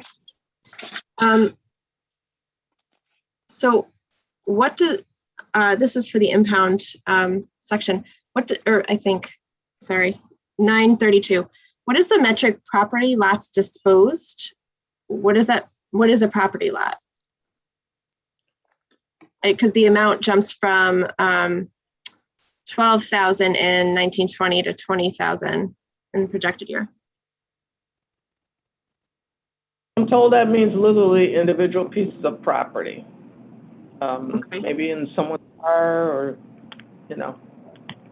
Is there a reason it increased so much? No. So the estimated property lots disposed are property that, based on laws as far as abandoned property or cases that are complete in court where the evidence is no longer needed, it provides us an opportunity to properly dispose of that, whether it's through drug burns, whether it's through taking our guns out to different locations for proper disposal of those as well. We try to regularly keep up with that to make sure that we aren't overwhelming our storage resources and our staff. So in a perfect world, we would make sure that we eliminate those 20,000 pieces of property that no longer need to be held by us. Thank you. So the city has a job posting for the policing exam coming up in August, and the wording is that it may be given to resident, preference may be given to residents for hiring. Just wanted clarity if they will be picked first, and is there a length of time that they would have to be city resident to be considered for that? I have Lieutenant Simmons weigh in on it. I do know you have to get through the process first, and then you consider residency, you know, because then that's the most proficient use of the process. You want to weigh in at all as far as when they're required to live in the city? Yep, so as it stands right now, based on New York State laws, our officers are not required to live in the municipality in which they work. I know that the mayor had announced a few months back that she was going to explore the possibility of working with Albany and even locally to see if we can change our laws, even negotiating with the union. That's something that's underway. I doubt very seriously that would be something that's accomplished in the next 2 or 3 months. So as it would stand, our officers wouldn't be required to live in the city, and there wouldn't be any additional points afforded to someone who does live in the city on their civil service exam. A question on that though. I just wanted to clarify something. We used to require during the hiring process residency. Do we do that now or no? No, in Andrews County. Oh, okay then. It's my understanding that is not part of the state law, that because they're not, you know, while they're recruits and in their probationary period, that they're not sworn, and that residency could be required for hire. I, in fact, had this discussion with members of the law department last week. So that's something that they are exploring to make sure what we legally can and cannot do. Again, I'm just trying to caution over-promising and under-delivering. In the perfect world, we will, but there's a possibility that that may not be in place by this next exam. Okay, got it. Thank you so much. And then my next questions I'll just read into the record. What is the number of officers that have take-home cars by position, assignment, and residency, whether either they live in Rochester or if not, what county they reside in? What is the fuel and maintenance cost of these cars for the last 3 years? And what are the rules of their use? For the last 3 years, please provide data detailing the numbers for each stage of the civil service process by race, gender, and military status. Please provide the list of required training classes recruits take during the academy and how many hours. Are there KPIs and or performance data for the call reduction and police overt digital surveillance system units? If so, could you provide it? And how many personnel are assigned to each unit? And then finally, how many applications for financial assistance were submitted for the impound in the last 3 years? Thank you. Okay, is that all your questions? I have 2 more if there's more sections, right? We got I have one. 2 more that don't really fit. We have one more final section. You can ask it after when we move to the final section. Sounds good. Okay. Councilmember Gruber, you have something briefly on this section? I have to say, I thought we were on administration. I thought we were on 9:30. Is that not right? Yeah, you are correct. We're on 9:30 through 9:35. Yes, we are. Oh, got you. Yep. No, I'll wait till you move over to community policing because it's a question that Okay. links. Okay. Anyone else got any last burning questions on 9:30 to 9:35? Okay, I'm going to move on to 9:36 to 9:40. These are questions related to the Police Department Bureau Community Affairs. Councilmember Gruber, you had a question? Yeah, it's actually 2, but the first, rather than taking a whole lot of time, I'm wondering if it makes sense at all for anyone from RPD to remain on for NBD, because there's such a link between the community policing section and the neighborhood service centers. Because I do want to ask some questions about that generally, but I'll let you tell me what to do on that, Chairman Evans. In the meantime, I'll just ask a quick question about the section offices. There hasn't been anything done in regards to the movement of section offices in the last year, from my understanding. I'm just wondering what the last we had left, there was going to be some significant community engagement, things of that nature. I'm just wondering where we are in that process and if any engagement strategies have started. So I can't answer that question, Councilmember Gruber. I'm sorry, I had to step away to take a call. Basically, we have contracted with the Department of Planning has contracted with Highland Planning, and they have started their review process of just analyzing the information and the data that they currently have. We did receive information from Councilmember Pio about the thoughts and feelings in the North and Northwest, and they're going to reach out to him and to other members of council to get a sense of thoughts and feelings before proceeding, and then they will be going out to do the community engagement within the next month or so, and then come back to us with a report on information from what they glean from that. Is that specifically in the Northwest, or there also be none in the Southwest and Northeast too? It's all of it's the Northwest and the Southeast. The Southwest facility, I believe, is proceeding through the process. We have the building now, and we will be looking at analyzing move-in time and all of that. Just because we have a lease at the J Street location. And, and so we believe that based on the information that we have from our Bull's Head data, and that site will proceed.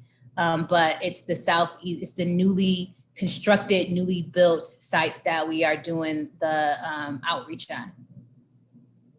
Okay, thank you. As I just asked for council to be in the loop about what the engagement processes are in particular, so we can make sure that constituents know about any public meetings and things like that they can attend. But I'm glad to know that something is underway. Yeah, absolutely. I believe that Doreen met with Highland Planning about 2 weeks ago. I think that is what she indicated. Councilmember Pio, she has sent an email to you. So I think it was 2 weeks ago, outlining that they had met, that they would be reaching out to district council members to get their input and sense on how things are with Highland Planning, and then going out to the public. But we'll make sure that we keep everybody informed. Thanks. Appreciate it, Mayor Warren. Chairman Evans, I'm happy to circle back and ask my questions about the rest of this bureau now, but you know, a lot of the questions are the same for the service center life issues and things like that. So I'd be happy to wait to whatever you prefer. Okay, yeah, yeah, why don't you wait? Anything else on 9:36 to 9:40?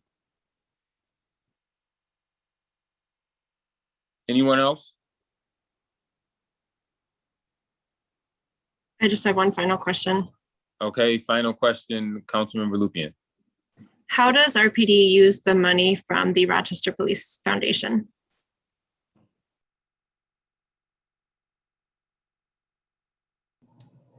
I'm happy to weigh in on that. And I defer to the foundations on the specific details, of course, but there may be little ways that we need equipment or have other needs, and that it's not within the budget, and then we would go to the foundation. So, for example, for our mounted patrol, understanding that, you know, there have been challenges in the budget and that we've been tasked with making cuts, the foundation stepped in and paid for this most recent mounted horse, along with care and feeding. And we even, as a part of that, currently have a contest at the local school district for kids to name it. So those are the kinds of things that we would work with them on or partner on, as far as them filling in the gaps for equipment that's vitally needed, but maybe it's not in our budget. Thank you. Is there a way we could get a list of those items? I'll check with the foundation on that, and then we can have an offline discussion, certainly. Okay, thank you. Okay, Councilmember Melendez will have the last question on this section. Councilmember Melendez, 9:36 to 9:40. Yes, thanks, Chairperson Evans. Just a question around community engagement strategy. I'm wondering, I've noticed that all quadrants of the city have different styles, and depends on who's in the lieutenant's seat at the NSC office, who the CPOs are. And I'm just looking for some way to create more metrics around this and standardize some of the community engagement strategy. I think it'll be helpful when we think about some of the outreach events and different activities, if there could be some more metrics placed that ties to budget, so that there's some resources available for the NSC offices and RPD, and also so we have some outcomes to report at the end of the year. So I'm looking for that. I'm not expecting that to be it's not really a question, it's more of a thought and a train of thought, but I'm hoping that RPD can take some of that seriously. More than happy to have a discussion on that, as you know, and we can talk further and look at ways that we can try to tweak that. So thank you. Okay, I think we've captured the questions here. I know that there are several follow-ups that folks can get in writing. And if you have any last minute burning questions as it relates to any of the sections of these budget, get them to staff so you can get answers prior to next Tuesday. So 9:36 to 9:40 will conclude our section related to the Rochester Police Department. I want to thank the chief and her staff for their time during this section of the hearing. We're going to take a 3-minute break, and then we will proceed with neighborhood and business development. So let's just take a 3-minute pause and then come back at 3:22. Thank you, council member. You should also be getting a request to view the video. I've just gotten a message on that, so just check your emails. All right, thank you.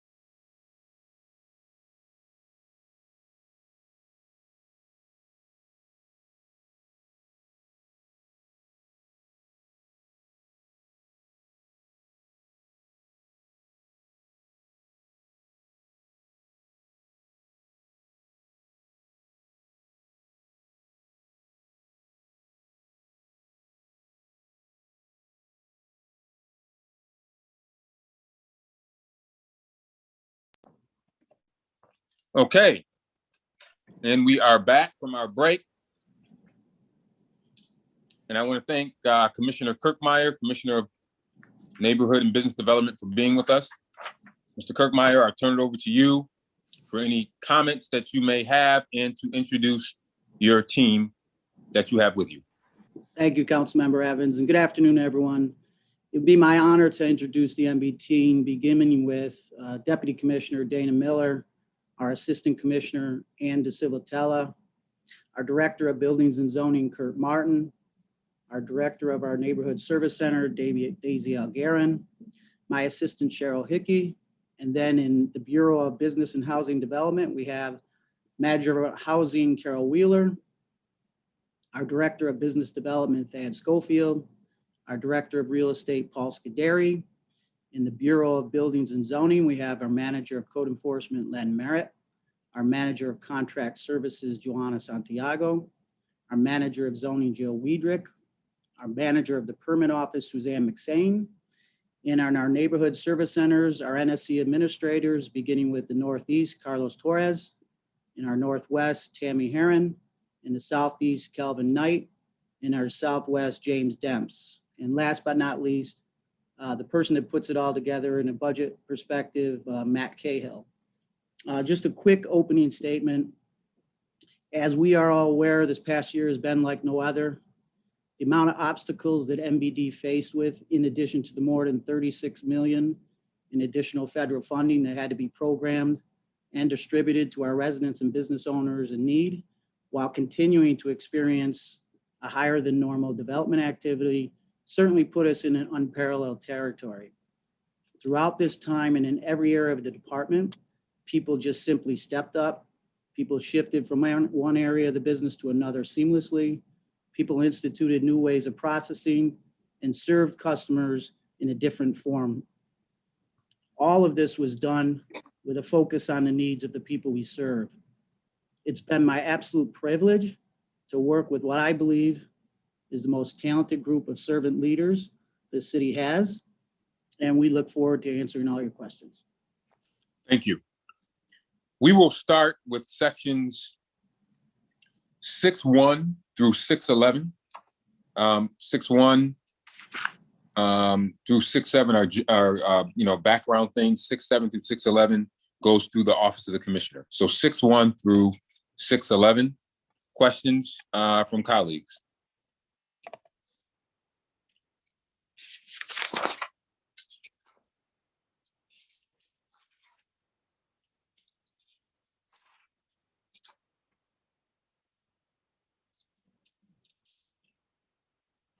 I'll start off then. Can you talk a little bit about on 6.9?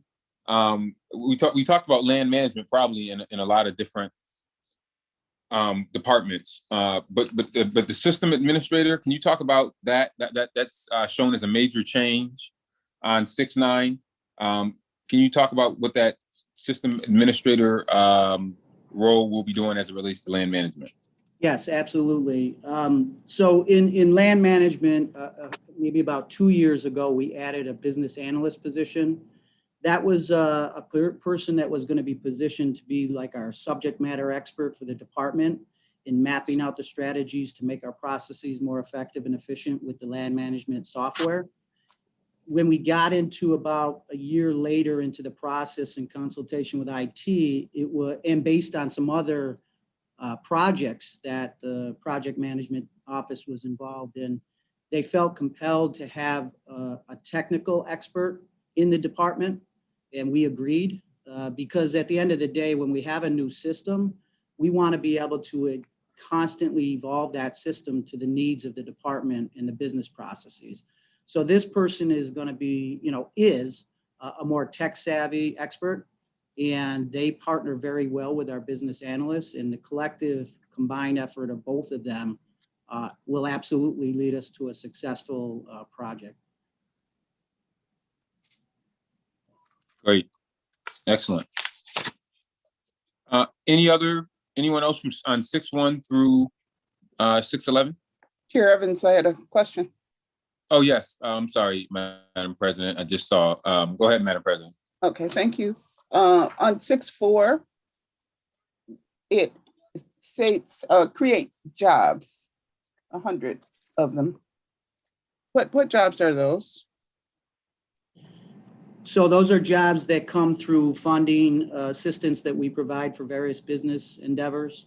So if somebody wants grant or loan assistance, that assistance would be associated with some expectations of job creation.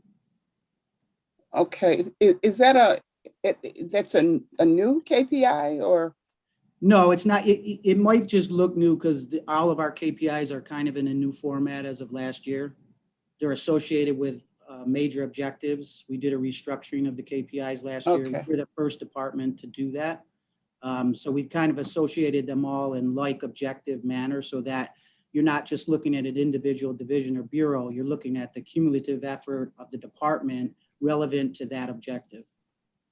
Okay, all right. On J, neighborhood cleanups carried out in the fiscal year, that's down substantially. What happened? What do you Yeah, so expect to happen? that's a pandemic impacted action. You know, there was some period of time where people were not really getting out and about and forming and interested in forming, you know, some cleanup activity. So it's more associated with pandemic impact. But the number's higher in the pandemic year than it is in the coming year. Well, the estimate is, you talking about the 160? Well, the 160 is higher for 2021 than the 130 that's expected to happen. Yeah, and I'm not sure we're going to get to 160. I mean, that's the estimate, but we did budget for 160 for last year. We're forecasting 130 for this next fiscal year based on the impacts that we saw last year. So we still have some carryover impacts are anticipated into the new year. I don't know if, Daisy, I don't know if you wanted to add anything to that. Thank you, Commissioner. That is related, Madam President, to the pandemic. And we are pretty sure that we're going to be staying closer to the 130 number, maybe even lower as we wrap up this year. We had groups just not going out there and doing what they normally do, especially this time of the year, beginning in April. Oh, okay. But the estimate is the number that you would expect to have, right? And the estimate says 160. The budget is 160. And I would expect that the estimate would have been a lower number because of the pandemic. You're correct. You're correct. It probably should have been 130. That's what we're forecasting now. Okay. Yep. Thank you. You're welcome. Okay, any others on 9-1 through 9-14? Did I miss anyone in the chat? Okay. I have one, Councilman Evans. Oh, okay. Councilmember Pio, go ahead on 9-1 through 9-14. Thank you. On page 6.4, under E, efficiently resolve neighborhood code complaints. We're going to go from an average time from the estimated 60 days to increasing to 90 days in the new budget. Is there a way we can keep it at that 60, or are we just overestimating and hopefully over delivering? So yeah, this is a number we started to track. I want to say last year, it could have been the year before, but it hasn't been too many years we've been tracking it. The reason is because we use system automation to track it. It basically tracks the date a case is open for a complaint and the date the case is closed for a complaint, and takes that raw average every month of how we're doing there. And when we first created that, our expectation, because the system can't differentiate between an exterior complaint and an interior complaint yet. When we have a new system, we hope we can do that. We can't do that with our current system. So what that means for that number is that could involve a complaint that takes a year or so to resolve if it has to do with, let's say, outdoor painting or something like that takes longer to resolve. And because of that, we set that number at 90, thinking that would be a really, in my estimate, that would have been a far-reaching goal, to open and close a case inside of 90 days. Now, granted, about 50% of our calls are resolved on the phone. So keep that in mind. So, but when we started to look at the data, it was really positive and it kept around the 60 number. It kept being around the 60 number. I don't think we're comfortable yet going down from 60 in a forecast permanently, because I think we still need to have a perfected system that can differentiate interior versus exterior. And then we can start to set some really aggressive goals. Okay, and follow-up question on letter I, the improved customer service. I see a lot of these are customer satisfaction for like businesses, homeowner or home buyers, rehab grants. Do we have a survey that's for those who are calling in concerning neighborhood issues that they want resolved? Do we have a survey for that? So our service center does have a call back. They do call customers back to see, you know, how things were handled. As you know, and all council knows, some of the issues that we're involved with are deep rooted and certainly don't get resolved overnight. Some of them are even beyond our authority to resolve, period. But we do our best to, you know, within the realm of our authority to bring some resolution to them. So we do some callbacks. We also have intake cards at all of our process centers. What we're instituting now is a more electronic form of any visitor being able to fill out a survey at the point of intake as well. So we're going to keep progressing down the path of broadening our reach to customers that we touch. And I think that we can do more on the phone. We just can't do more yet with the technology we have. But I think there will be a day where if you, let's say Jane Smith called in a complaint, in the next system we hope to have, Jane Smith is registered as a resident, a landlord, whatever. Jane Smith can be tracked in terms of the call that came in and the resolution, and we can send automated emails to her to weigh in on how she felt she was served. That's the future. Okay, I don't know what page we're going up to, but I believe this is kind of encompassing in this area as well. Because I see for the business, for grant manager, for business analysts, how many Spanish-speaking employees do we have that can help businesses in our city with grant writing or microloans or anything like that? How many are in your department that can actually speak Spanish to our Spanish-speaking business owners? So we can get that number for you. We have several, I mean, we have bilingual representation in every area of our business. We're forward-facing, front-facing, public-facing. And so the combination of the staff we have on in various areas of our department, plus our street liaisons and the people that also serve the public in conjunction with us, we can get you the number, but we believe we have great coverage there. But we're always trying to improve. We're always trying to get better and broader, being able to cover as much ground as we can with all of our residents, not just Spanish speaking, but those that don't speak English. Right. No, I appreciate that. I'm just looking at the like La Marqueta and Clanton. I've got word that it's hard for them to correspond with the business side. So hopefully we have someone dedicated specifically for that. Yeah. So for example, in the Northeast, we have our street liaison, certainly Spanish speaking, and she kind of leads the interaction with the businesses there to get them to assistance. Thank you. And I would just want to highlight that with La Marqueta, there's a partnership with Ibero as it pertains to the businesses there. So I know that we also have someone that is bilingual that is working in partnership with Ibero on that. But, it is definitely a government and community-based organization partnership that operates that particular market. And I'm sure if you want additional information about how that's run, Councilmember Melendez can assist you with that. Okay, I wasn't sure of Ibero's. Okay, 6-1 to 6-11. You still got questions on those sections? I'm sorry, Councilmember? I'm sorry, Chairperson Peel. Evans. I just wanted to make sure that Councilmember Peel understands that the La Marqueta partnership with Ibero is a business partnership where they do a lot of the programming as well as meet with and talk to the businesses as well. And so I don't know if Councilman Melendez wants to weigh in on that, on how that operates, or if Carlos from the Neighborhood Service Center wants to do that, but we can definitely give you, we have a memorandum of understanding in agreement with IBURO on the operations of the particulars of La Marqueta. I can just jump in momentarily to say that Councilmember Pio, I'm happy to answer some questions or get you in touch, but we do have a site manager that is bilingual and that works the site.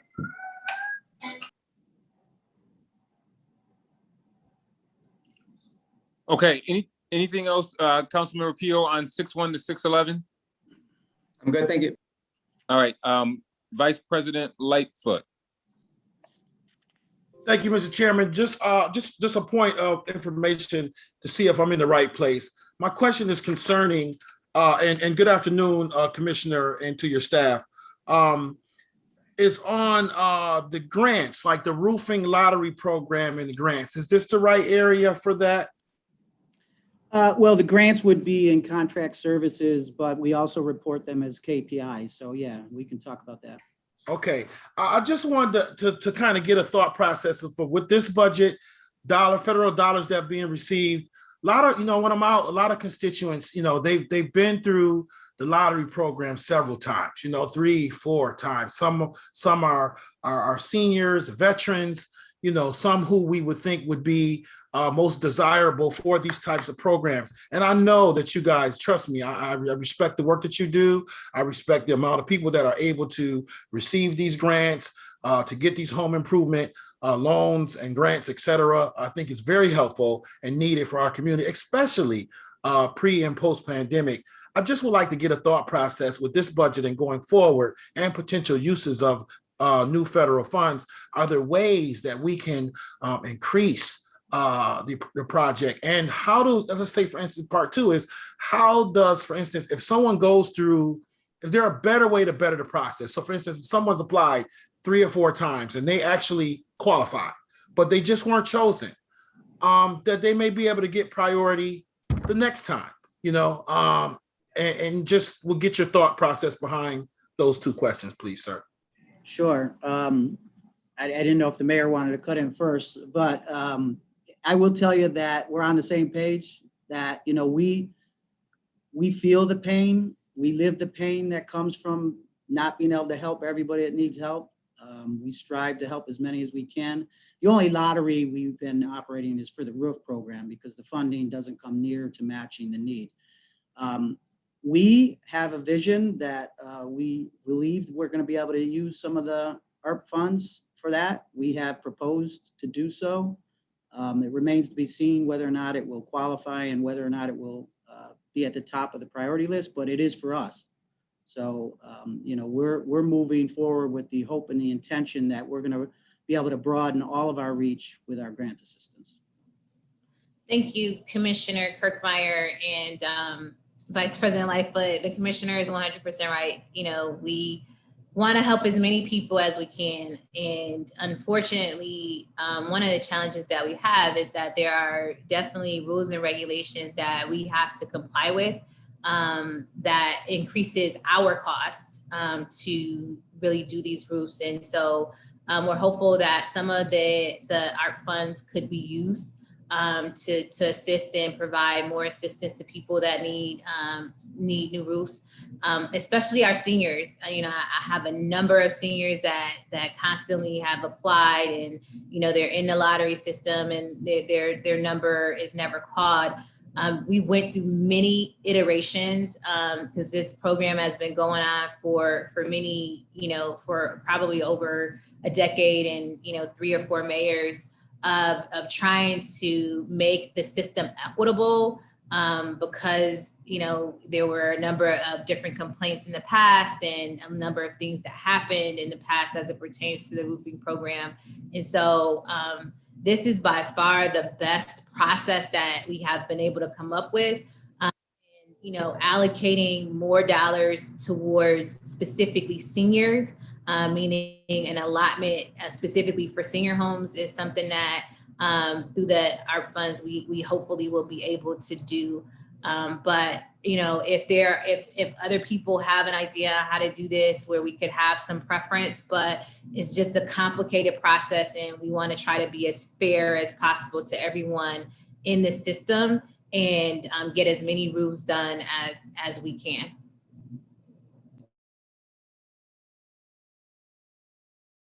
Thank you, Madam Mayor, Commissioner, and Mr. Chairman. All right, thank you, Vice President. So we'll move on to 612 to 616. Councilmember Gruber, I believe you had questions on that section. Yeah, thanks, Chairman Evans. A couple of them. First and foremost, I see a note in here about the opportunity to potentially expand the Berg and order programs. And, Commissioner Kirkmeyer, to your point before, just an incredible amount of work with, with rapid timelines, and I know a very, very, squeezed team.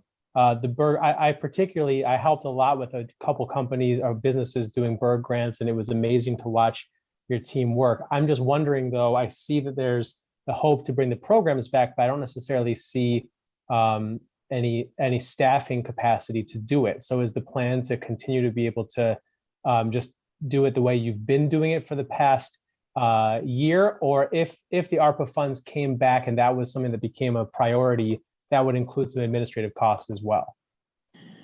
So we've kind of prepared to deal with that as it comes. First we need to know what the number would be if we can continue to use that for that program. Again, that's on our list of asks for ARP.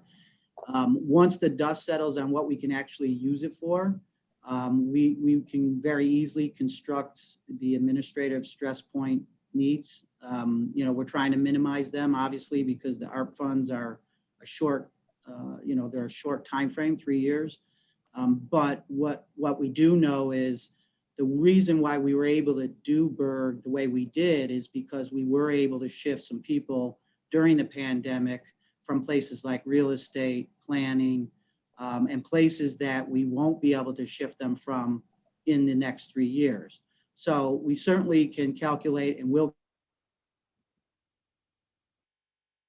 once the dust settles on what we're going to be available, very easily on what that need will be to be able to run a successful program.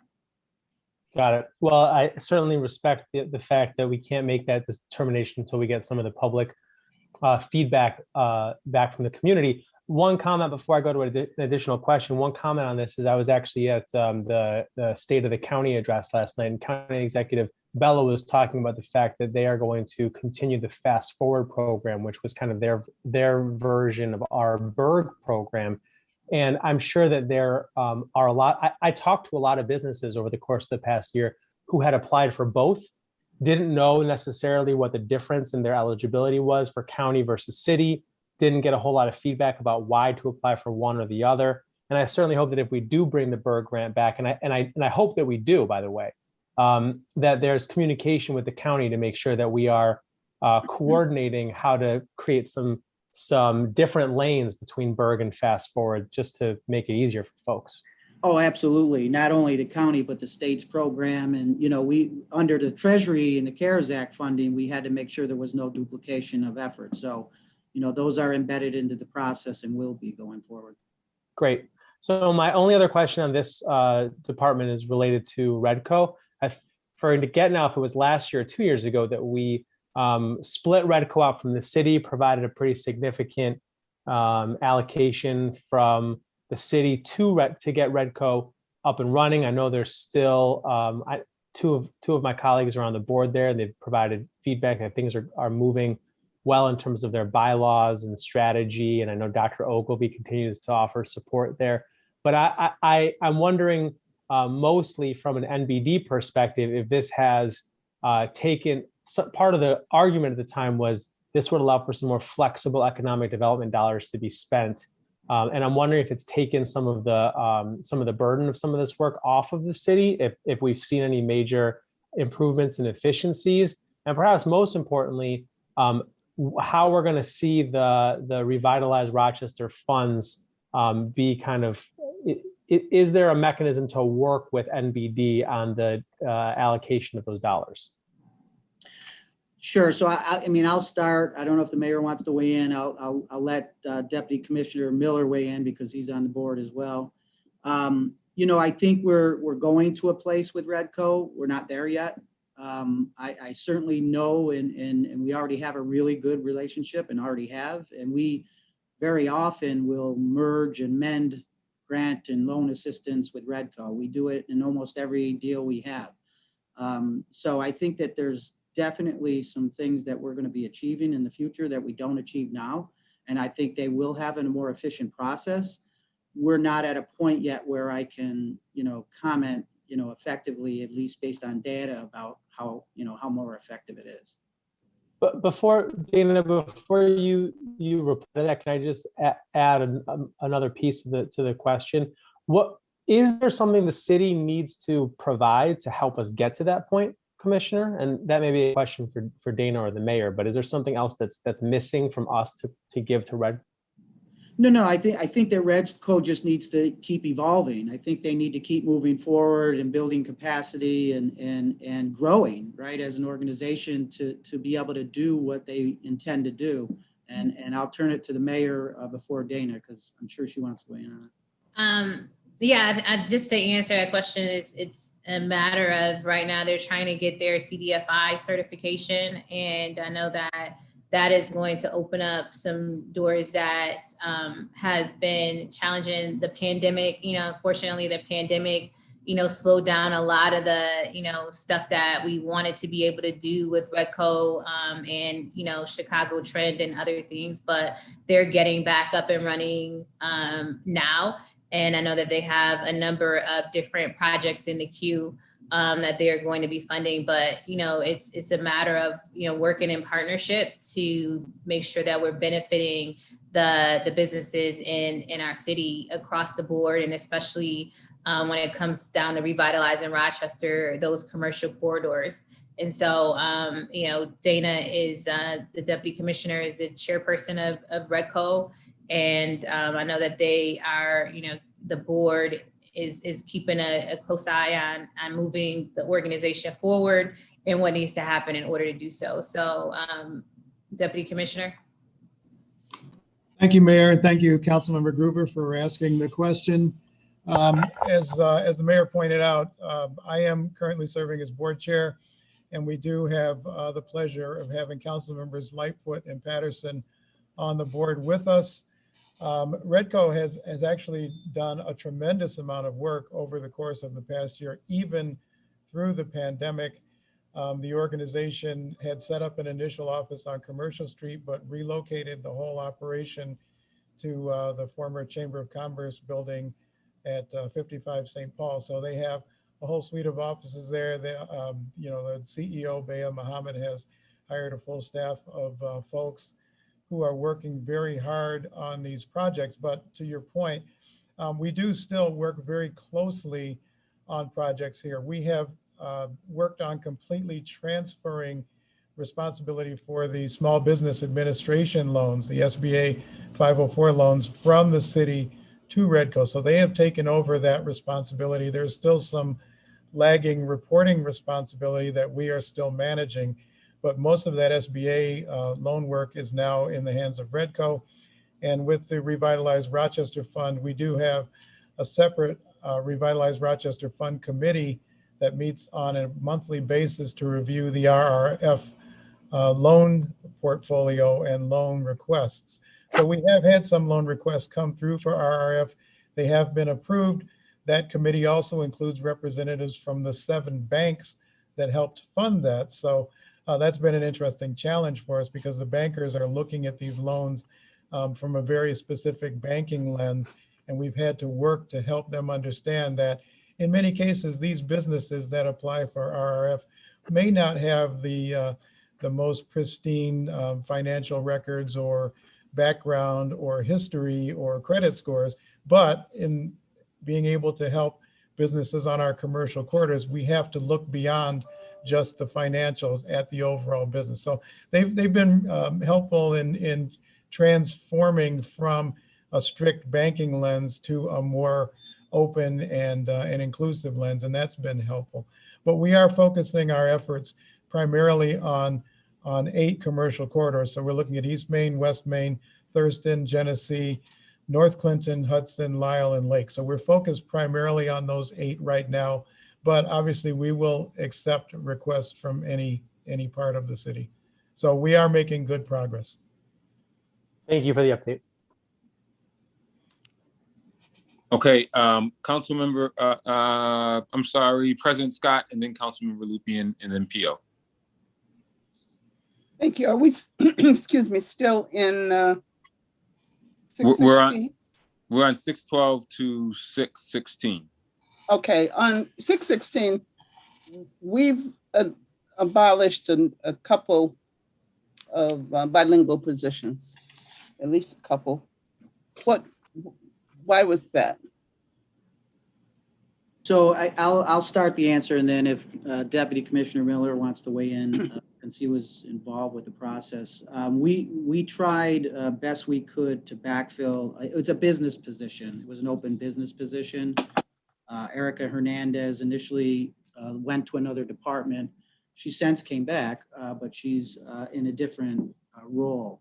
And we went through a process of posting for bilingual. We exhausted the opportunity in the list of candidates for bilingual and could not come up with a candidate. We had a desire and a need to fill that position quickly because of Berg and our demand at that time. And so we had to really fill a position. We had to get somebody in a seat. They had to learn the job, and we were pumping out, we had 1,000 applications come in for Berg. So it was important that we moved. We are very well aware of when we have to make that decision, and we don't make it lightly. And you'll see when we make that decision, we try in other areas to compensate for that. And we've done so, and we will continue to do so. Our interest is to have as diverse a team as we can. And so we are really interested in having Spanish-speaking candidates in all areas of our business. So we didn't do that lightly. We felt like we had to go down that path at that time. And I don't know, Dana, if you wanted to add anything to that. Thank you, Commissioner. No, that is exactly the right answer. I just wanted to point out a couple of things because it is perhaps a little counterintuitive. For example, you will see a position that is identified as senior service assistant, and it shows the bilingual, actually the clerk typing goes from 1 to 0 bilingual, but that's because that person was promoted to the bracket 11 senior service assistant, which goes from 0 to 1. So in some cases where you see the bilingual positions disappearing, they're not disappearing, it's because the person in that position was promoted to a higher bracket. So I just wanted to clarify that. Yeah, I looked for that for that one, and I didn't see any related movement. Yeah, so how does bracket that, 9 clerk 2 with typing is no, I'm not talking about that one. I'm talking sorry, about the housing planner. Okay. Yes, that was another promotion. That was a promotional move for a person who was in a lower bracketed position that moved up. So the community housing planner bilingual became what? The community housing planner bilingual, which I'm sorry, I'm looking at my list here.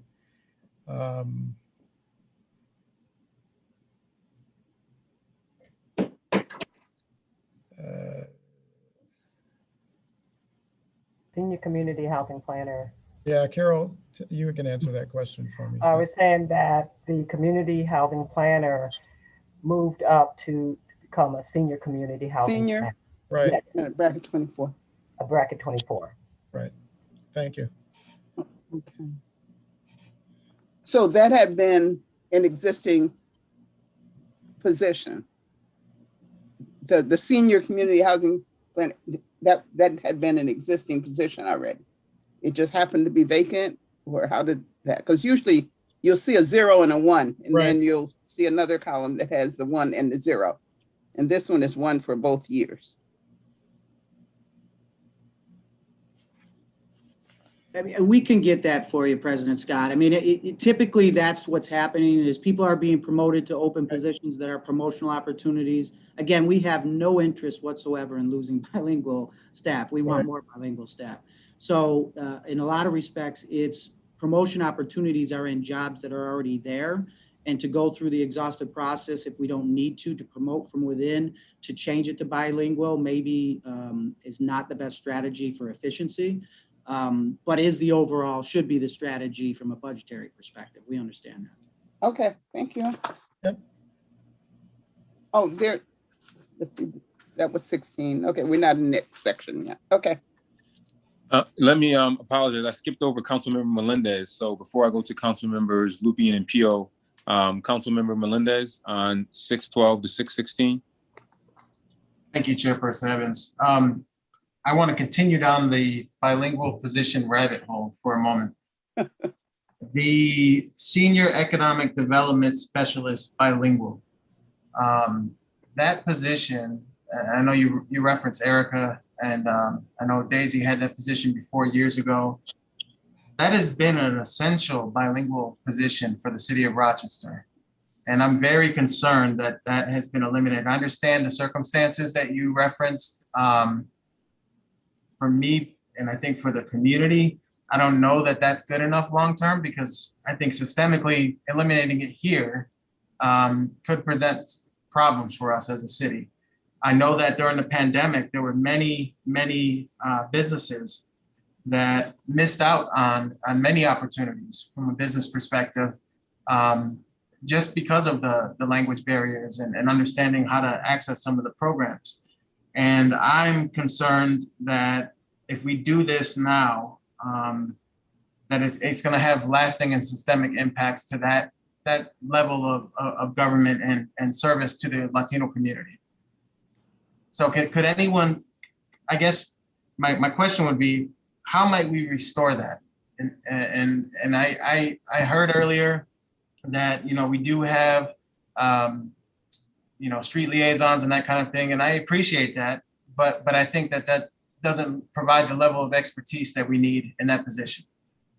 I agree, Councilmember Melendez. I think all your points are well taken, and they are important to the future of that area of government. I think what we can strive to do is we have this structure internally of allowing our staff to exercise opportunities outside of their current assignment through training and promotional opportunities. I think our goal should be to try to shift some resources or somebody from business development to another area of our department and reestablish. We agree, we're on the same page. We believe that we can cover that gap, and I believe we do successfully cover that gap.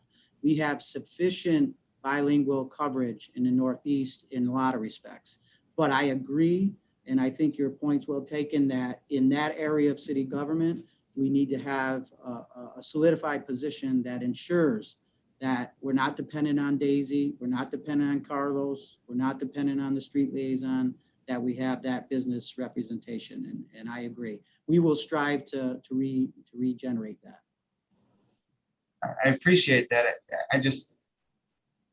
I can't make the point enough that this is such a specialized part of it that and we have some key staff that I think, to your point, have some skills, but I question, do they have the time to insert themselves into these roles?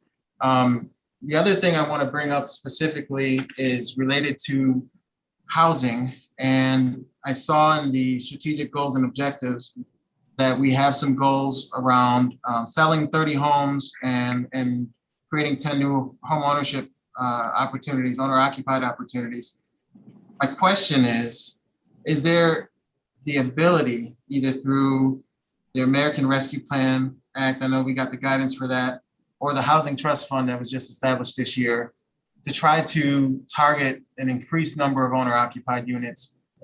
And we may not be able to commit in this budget cycle, but that's something I think we really need to push in the city, especially in low-income neighborhoods where people, I think, pay more in rent than they would if they own the house.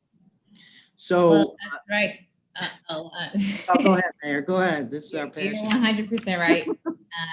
Councilmember Melendez, and that's one of the reasons why we talk about by the block and actually given an opportunity, hopefully with the, ARP funds to allow people that are below the 60% of the AMI to become homeowners. One of the challenges, of course, is getting them bankable to receive a mortgage. And so we're looking at ways and ideas, exploring ideas on how we can set aside some dollars to actually allow people to utilize the ARP funds to actually get a home and buy a home and have the city be that that conduit. It's very challenging for, we talk about the cost of housing and the rising cost of property values and other things like that. But, if they can't get a mortgage, we can help them clean up their credit and all of that. But it drives me absolutely insane that the same bank that would give somebody a $60,000 loan to buy a luxury car would not give somebody a $60,000 loan to buy a mortgage. And it is a true problem that we have in our community. And it's something that needs to change. And hopefully the city will be able to fill in that backstop. And that's one of the reasons why we want Redco to get up and become a CDFI, because there are some things that we believe that's innovative that we can do to assist those residents that would not be able to get that support from other means in our community. That we can fill in that gap, not just by ourselves, but it's one of those things where we think that, combination of other funds and private funds could really help with that particular issue, because, people are paying a lot more rent than they would pay in mortgage, but in actually owning a home and building wealth and all of that. And we're just going to have to figure out a way to get them the funds to purchase that home, to get that mortgage. And, that's exactly what we're doing.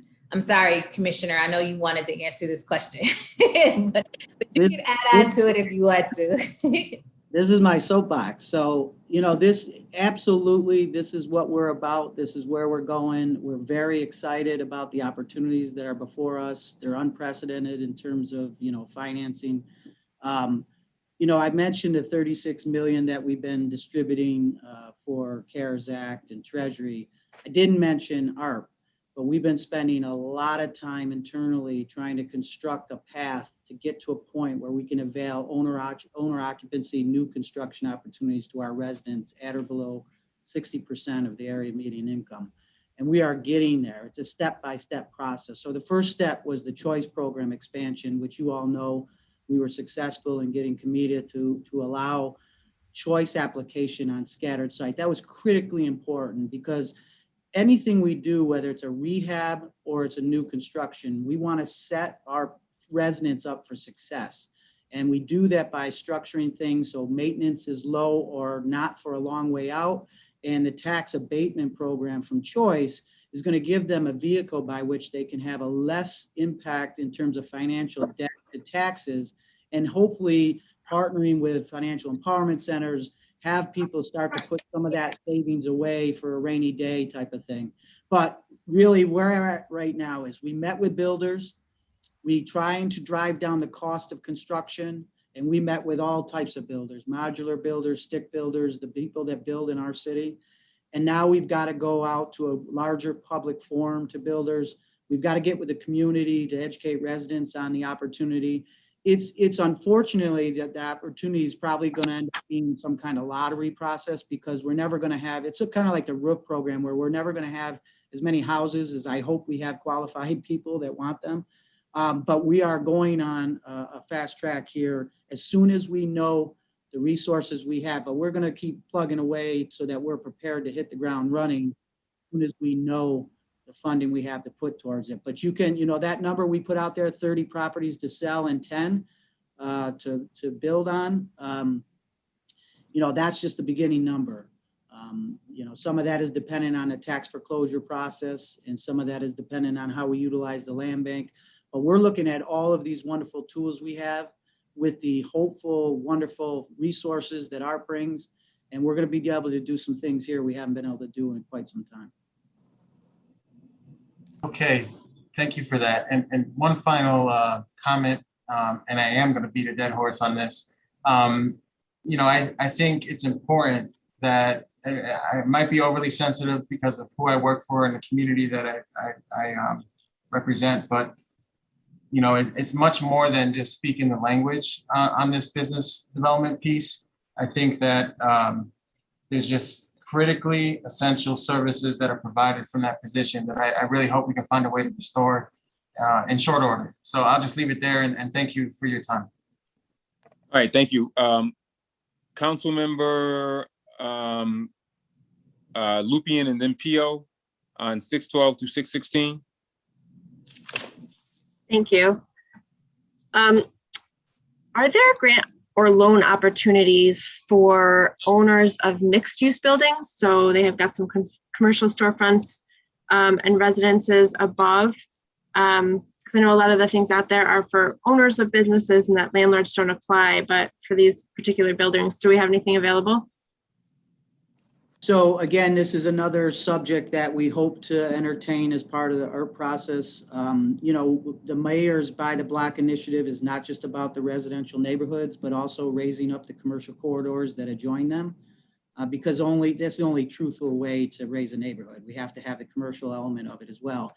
And that commercial element includes our mixed use structures, some of which are the most distressed structures we have. And it's because just that they can't get banking finance to rehab it. They're often owned by residents that don't have the resources to rehab it. So we are definitely looking at that as a targeted opportunity to enhance our efforts in the neighborhoods, for sure. And hopefully onward, you know, once we dispense of the money. Thank you. I have a question on the, if you could give an update on the Housing Trust Fund, what's the progress with the consultant?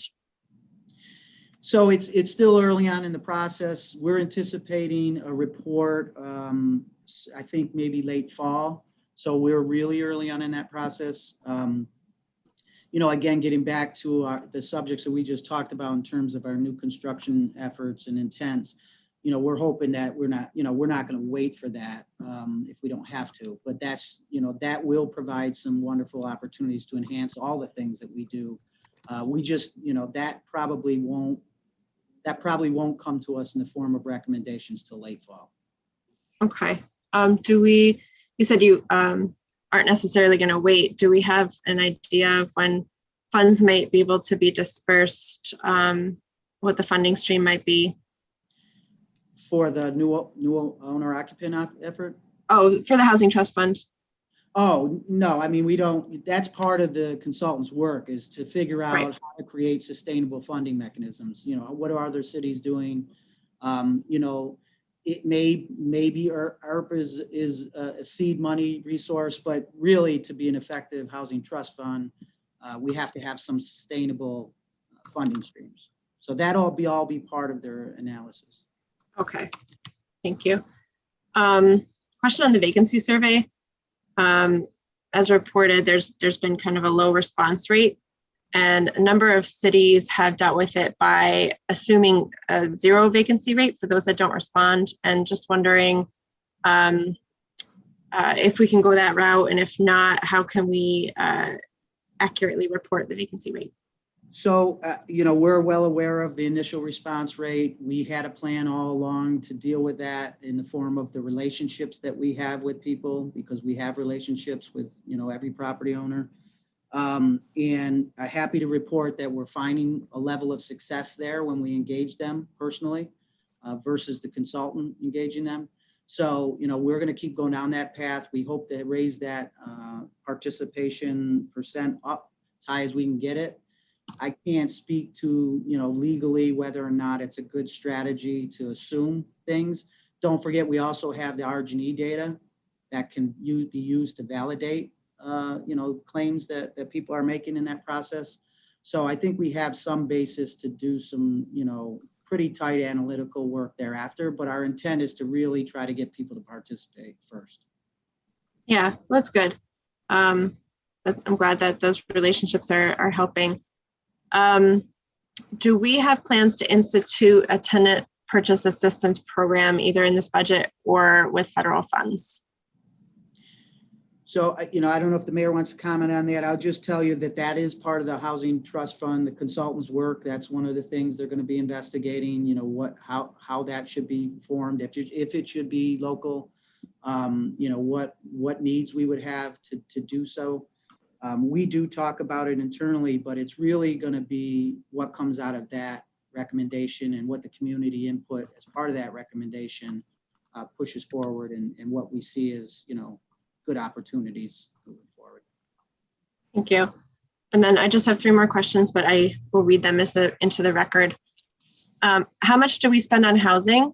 Could you include new construction versus renovation, the level of AMI, and what funding stream it's used? For the last 3 years, oh, no, not that one. Can you provide a list of housing projects funded through the Affordable Housing Fund and for what amount? Okay. Thank you. Okay, thank you. Councilmember Pio. All right. Back to the create 10 new owner occupied homes. I know you stated that you are in conversation with those or have been about the modular style homes. Have we discussed updating the permit process for those who are looking to build tiny homes and modular homes? I mean, you can still navigate the code as it exists now and build a home as long as it's code compliant, any size. Where the size comes in is typically associated with zoning more than it is, but there's building code standards for certain size occupancy, certain rooms within the occupancy.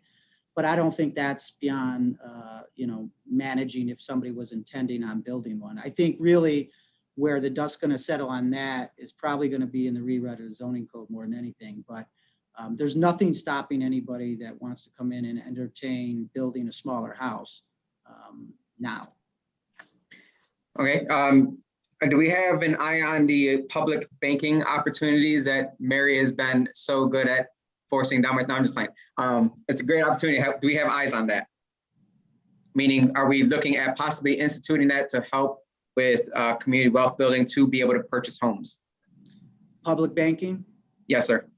So it is a subject that's part of the race commission and our follow-up to that. I can't speak to whether or not it is something that's realistically pursuable. I know, the mayor just made some comments on trying to navigate through that, that environment where people can't get financing. One of the next steps for us in our housing initiatives is going to be to meet with local banks, to see if we can find some partners that can do a $60,000 mortgage for a 610 credit score resident. That kind of environment, we're pursuing those conversations shortly.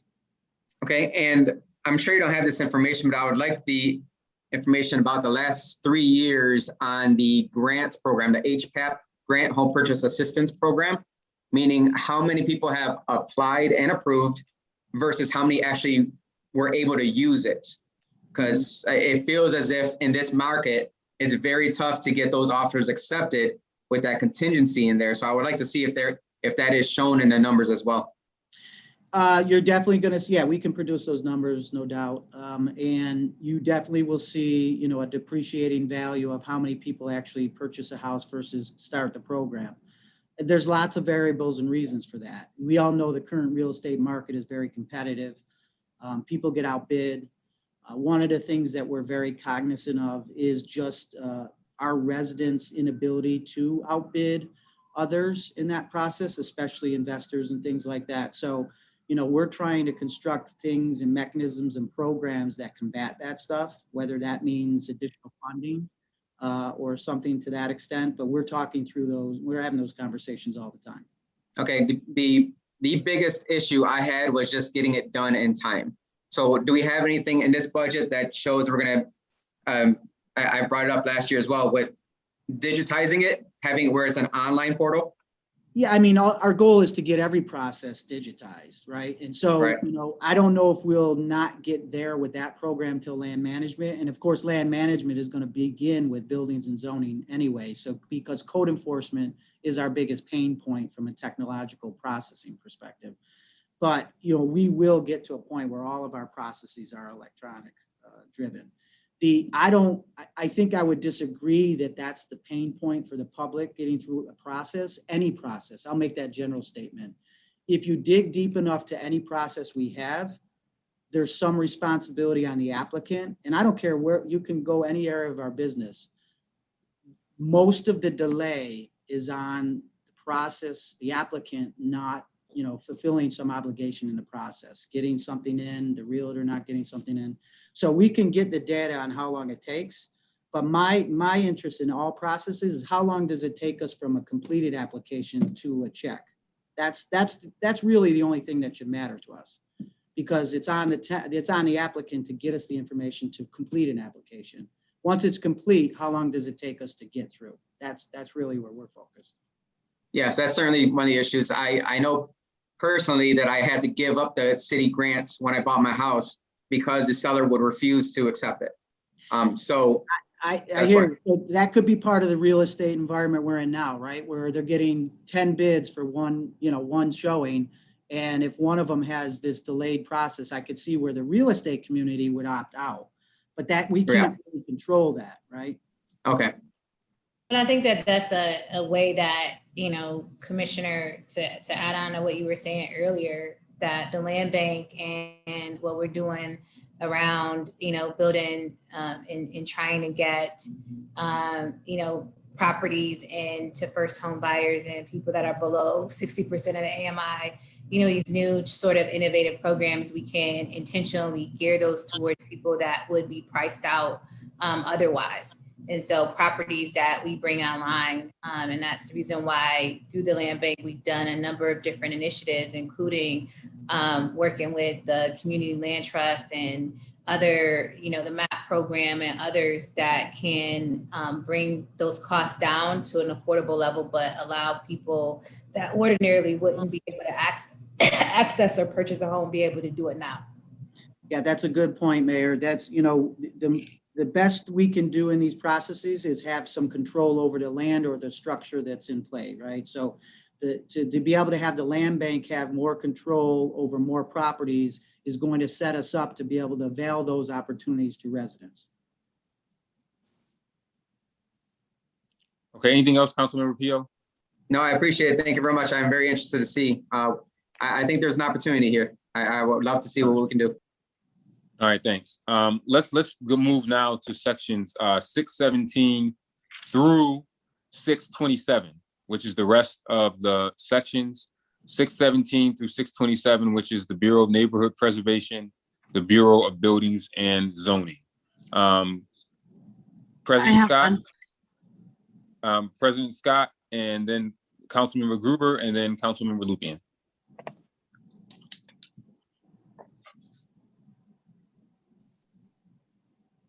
Thank you. On 18, connecting small businesses and home-based startups with vendor opportunities.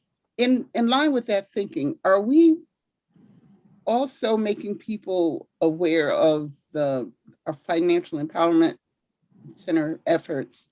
Because oftentimes home-based businesses are just that. They may not have the kinds of resources and supports they need to be a really good home-based business. And when we are identifying people for one thing, is there a reason that we cannot also make them very much aware and provide for them the other? Yes, absolutely we do, and we can, and we should. And, with Dr. Campbell, not only the financial empowerment centers, but all the other wonderful things they do for entrepreneurs and startup businesses. So we definitely want to make that connection, and we do. Okay, thank you. On the Howard Hanna Real Estate Partnership, I don't think I'm familiar with that. Where'd that come from? What is it, and how did it come about? That's something I'll either ask Daisy or James to comment on. James, would you like to respond to that, or would you like me to take this?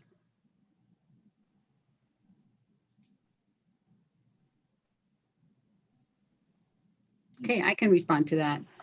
Howard Hanna located on West Main Street reached out to the NSC Southwest office a couple of years ago on things like a mini clean sweep, et cetera. And throughout the years, they've enjoyed doing this type of project. So they asked if they could increase it. And this past, actually during the pandemic last summer, they put together a team of about 30 Howard Hanna employees who came out to the lot between, I believe it's Canal and the next crossing street, which could be, I think could be Madison or King. And they turned a lot that was basically kind of just doing nothing to a beautiful lot with flowers. They sought their own donations. They went out to private entities, got their donations, planted beautiful bulbs and flowers, cleaned it up, brought mulch, fed their crew, and have continued to maintain it. That type of a program, they wanted to expand on it. So they reached out to John McMahon at the NSC Southwest and asked if they could continue to work on the West Main Street and adapt it. And we said, absolutely. They have really proven their track record with us. They work with the neighborhood. They've connected with the Susan B. Anthony Association there on the West Main. They've met Dawn. And I believe that this really is a model that we could use throughout the city with corporations like a Howard Hanna. Absolutely, absolutely. They're across from the Open Door Mission? Is that where Yes. they are? Yes, Yeah, Madam okay. President, yes. All right. Okay. And one last question. On 620, moving the permit office with the staff and all of that, do all of the NSCs have space? And what will the reporting relationship be with the ongoing NSC staff and functions? So what that's alluding to is we anticipate some gains from a data processing perspective with land management. This won't transpire or take place until we get further down the road with land management. We do envision this calendar year at some point, but we're still, early on in that process. But what our vision is to take customers that can be served very rapidly, like for C of O questions, for complaints, for copies of notice and orders, for copies of C of Os, and push that clientele out to the quadrants for a lot of reasons. One is they don't have to park to come into City Hall. The other is they can be served very fast, and they're not the more complicated subjects that the permit office staff have to deal with on a regular basis. And so our experience is if we can take those simple solution problems out to the quadrants with the associated staff to facilitate that, then we can have our experts in the permit processing, whether they're plan reviewers or zoning staff, spend more time helping people through a complicated process that they might not understand. So that's kind of how we're evolving there. We're taking land management as the vehicle by which we're reassociating staff and pushing more people, because we want people to come to the service center for service, right? Not just complaints. We want them to be able to get a grant. We want them to be able to get a garden permit. We want them to be able to get a copy of a C of O. And I think that it serves us all better if that's happening. So that's kind of where we're going. Okay. Thank you. Okay, Councilmember Gruber. Thank you. So the Neighborhood Service Center, key of the goals and objectives, and Director Algren, I certainly appreciate not just what you said about the Hanna Real Estate Initiative, but also what Director Demps and Assistant Director McMahon have set up there. But, when I was reading through these, one thing that really stuck out to me was how much different things are now from even 3 years ago when I first joined council. I remember at that time, Commissioner Mohammed talking a lot about quality of life teams and this idea of the neighborhood service centers being a place to bring together folks from all different departments to address quality of life. And I'm just thinking about some of the things that, Daisy, you've been tremendous working on some of these things related to what's going on from the Cobbs Hill neighborhood to Lyle Avenue. And it just seems to me like we right now have more quality of life issues when you think about things like the fireworks and the ATVs, and not to mention the gun violence. And I'm just wondering, what happened to the idea of the quality of life teams? Is that work still kind of embedded in the neighborhood service centers? And is there an opportunity to have more specific and targeted KPIs about it? And I didn't ask this question of RPD because we ran out of time, but I'm also wondering about the relationship between RPD and the neighborhood service centers. There's been, in my neighborhood, right across from where Howard Hanna has put in all this effort, there's been a huge issue at the Sunoco on West Main Street, as Commissioner Kirkmeyer. And I'm very much wondering about, how this relationship is working. Do we need to reassess it? Do we need to strengthen it in different ways? And is this budget an opportunity to do so? So I can comment a little bit, and then I'll ask Daisy to weigh in if she wants to. We still operate and always have on a case-by-case basis where whenever we assess a location that has or a problem or a subject problem, who's best suited to be at the table to be able to weigh in and have some authority role in resolution. Because quite frankly, oftentimes we're not the lead authority. It's great when we're the lead authority because we can make a lot of things happen, but that's not always the case. And so a lot of times we're bringing people to that table. And of the last year and a half, it's a Zoom table for the most part. So it's not as inconvenient as maybe having staff on a regular basis truck out to a service center for a monthly meeting that may or may not have high level problems to resolve, right, in any particular time. So in looking at, what's the best utilization of our limited resources, it's more structured around, and it's unfortunate because it's reactive, but quality of life issues are they set you up to be reactive because you don't anticipate them until they're there. But I think we have a really good handle, and I think most of the relationships we have are pretty good, regardless of the department, to try to get to the table.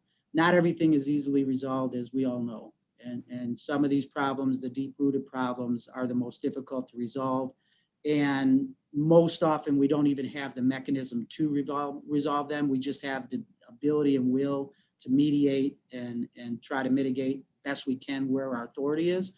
But I think it's still a healthy structure. Daisy can comment on whether or not it's still as routine as the monthly quadrant meetings that were structured under that, that referenced time 3 years ago. Daisy, you want to comment on that? Absolutely. Just to add to what the commissioner said, Councilmember Gruber, the notion that the service centers were created to bring together our neighborhood groups is still very valid and it still works. However, particularly this past, I want to say maybe year and a half in regards to the pandemic, we've gone basically through a Zoom. That's a mechanism that we've used. But and one of the things that I push as a director is that we have to come to the table, whether we are the authority or not. We need to convene whatever department, bureau heads to the table so that we can discuss the issue. And we've done that with, obviously, you've been with us with the Southwest issue going on, the Cobb's Hill. But again, the recent volume of quality of life issues that have come our way, sometimes I wish I had another extra day to deal with them, because I really believe that it's face-to-face, working with our residents, our business owners, that is really the only way that we can discuss these situations. They don't want to see an email. They don't want them to, even a phone call does work to a certain extent, but it's face-to-face, and which is why our Zoom meetings, particularly neighborhood presidents, or the volume that we get is about 40 presidents per meeting, because they want to hear what's going on.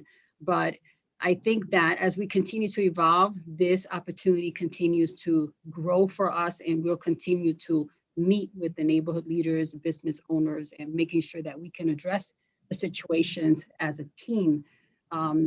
Sometimes things are not as difficult as I think the one that we have in front of us with particularly Sunoco and the Cobb's Hill, the motorbikes. But recently we brought a team together to address the changing of the scenes community garden. You would think it was something simple, but when we brought Karen St. Auburn in, we brought in Sarah Scott and myself and James and John. Within a couple of weekends, we resolved the situation. If you go by now, the garden it's a day and night the way that it looks now. But again, that was because we had to bring people to the table, and it takes time, but I've got the time. I'm willing to sit with anybody that wants to discuss the neighborhood issues. And I know you've been at the table and we appreciate your support. So we'll continue to even work on it, but also to improve it. Yeah, I guess the only, I guess the only thing that I would add to that, Commissioner and Director, is that, you know, there's been so much conversation in the last year plus about reimagining public safety. And at the root of a lot of that, I think, is empowering the civilian, not the armed officer, but the civilian community leader to help mediate. And that really is at the root of what I think the neighborhood service centers do the best when they do it. And I would hate to see, you know, I would hate to see us not use this opportunity again when we have this opportunity of ARP in front of us, not figure out how to bolster the neighborhood service centers, whether it's in terms of dollars for whatever is needed there, or just the processes, because we don't need to invent something new for this. There's really good mechanism of neighborhood service centers. But I do think that, you know, looking at those two examples, Daisy, there's work to do in getting cross-departmental buy-in. There's work to do in having a process where we can respond to neighbors urgently and quickly. You know, in RPD, there's this KPI about response time. And I think sadly, what we all know is that if we talked about response time for some of the quality of life issues that come into the neighborhood service centers, we wouldn't have the response time that we want. And I don't think it's because the neighborhood service center isn't trying their hardest or doing their best. I think it's because it depends on so many other collaborations. So I'd love to have, you know, frankly, council help with those things. So I just think it's critical. But I appreciate your answer. Thank you. The last question I have, since Chairman Evans opened it up to the whole piece, is related to code enforcement. So Commissioner Kirkmeyer, I appreciate your candidness and transparency over the last, well, since you've been commissioner, about the need for additional code enforcement resources and the value that code enforcement brings to our community. I see here on page 625, there is an assistant plans examiner and a code enforcement officer trainee position. Do those two additions get you to where you think we need to be in terms of caseload and load management? So the plans examiner will get us where we need to be, and quite frankly should have been with the tremendous amount of beautiful increased development we've had over the last 7 years. We probably should have added something to that sooner. So that'll help us get developers on their way faster. It'll help us review plans faster and that kind of thing. Help us serve people at the permit office in a more efficient way. Code enforcement, we added a CEO last year. We added another one this year. The industry standard is probably about 250 properties being handled at a time. Our inspectors are handling upwards of 310, this time of year. It's it's not a perfect world. It's not a perfect structure. We certainly can use more relief there, but there's some other things we're looking at. We do expect that we're going to have some relief from technology efficiencies. It won't resolve that problem entirely, but it'll definitely position inspectors to be able to get through their day easier. But that's, land management about 18 months out. We do know that we have lost 41% of vacant structures in our city since 2015, while adding over 2,100 units, and that's cumulative. That's units when taking into account how many have been removed. So demo, deconversions. So even though we've got 41% less vacants, which is a stress for code enforcement, we've added over 2,100 additional rental units for the most part, because most of the units we create are rental. So still a demand on code enforcement, albeit a lighter demand because they're newer structures, but nonetheless, they have to be inspected every 3 years. So, I think that there's definitely, the mayor's heard this from me, you all have heard it from me. I will tell you, with my 36 years of experience, and I've worked in many areas of the city, I worked intimately with the areas I haven't worked for. So I think I pretty much know the city. There is no better value than a code enforcement officer, period. The impact that one effective code enforcement officer can have on a geography is unparalleled by any other one staff person, because they can accomplish all of that. They're not just citing violations and ticketing people and doing that stuff. They're connecting people to services. They're mitigating and mediating conflict. They're educating people. They're protecting children. I mean, it's unparalleled. When you start going into people's personal space, you start to really get relationships with people and start to help them navigate difficulties in their life that are beyond code violations. And you can't help but do that. You can't help but do that. So, you know, there's certainly areas there that I think, you know, can be looked at in the future. So for clarity, the industry standard or the municipality standard across the country is, the goal is around 250 per person, and we are a little above that, but that is your goal as we hopefully continue to increase in staffing to get to that 250 mark over time? Yeah, we're kind of working towards that within the constraints of budget process, along with land management and those other things that I mentioned. You know, we're constantly assessing all of that. And how do we, because, you know, our job, right, as management is to set our staff up for success. And part of that is looking for all these different vehicles that can situate them to be successful, so that we're not suffering the consequences that come to us, which are, you know, 1 of 310 cases ends up being a priority today for a certain neighborhood or a certain person, right? It's still only 1 of 310 for that individual inspector. And believe me, it's not the only priority they have. So, you know, it's a tough balancing act. We feel good about what we've been able to do the last 2 years. We feel really good about where we're going with technology, and we're going to keep trying to make a difference there. Thank you. Okay, Councilmember Lupien and then Melendez. And again, we're just to recap, looking at 617 through 627. Thank you. Question on the street liaison program. Can it be expanded to be open to all businesses in a quadrant, whether or not they're on a corridor? So we're contracting with those agencies on a street by street basis. We did broaden it this year, or we're proposing to broaden it with the annual action plan. We bumped it up 10,000 from 80 to 90,000. That was in response to some public input and people that have been expressing an interest and desire to have their streets covered, especially where they don't have business associations right now. So, you know, we're looking at it from that kind of combined lens where, you know, does it have businesses? First of all, does it have business association presence? How active are they? And that kind of thing. So we think that this addition is really going to strengthen it.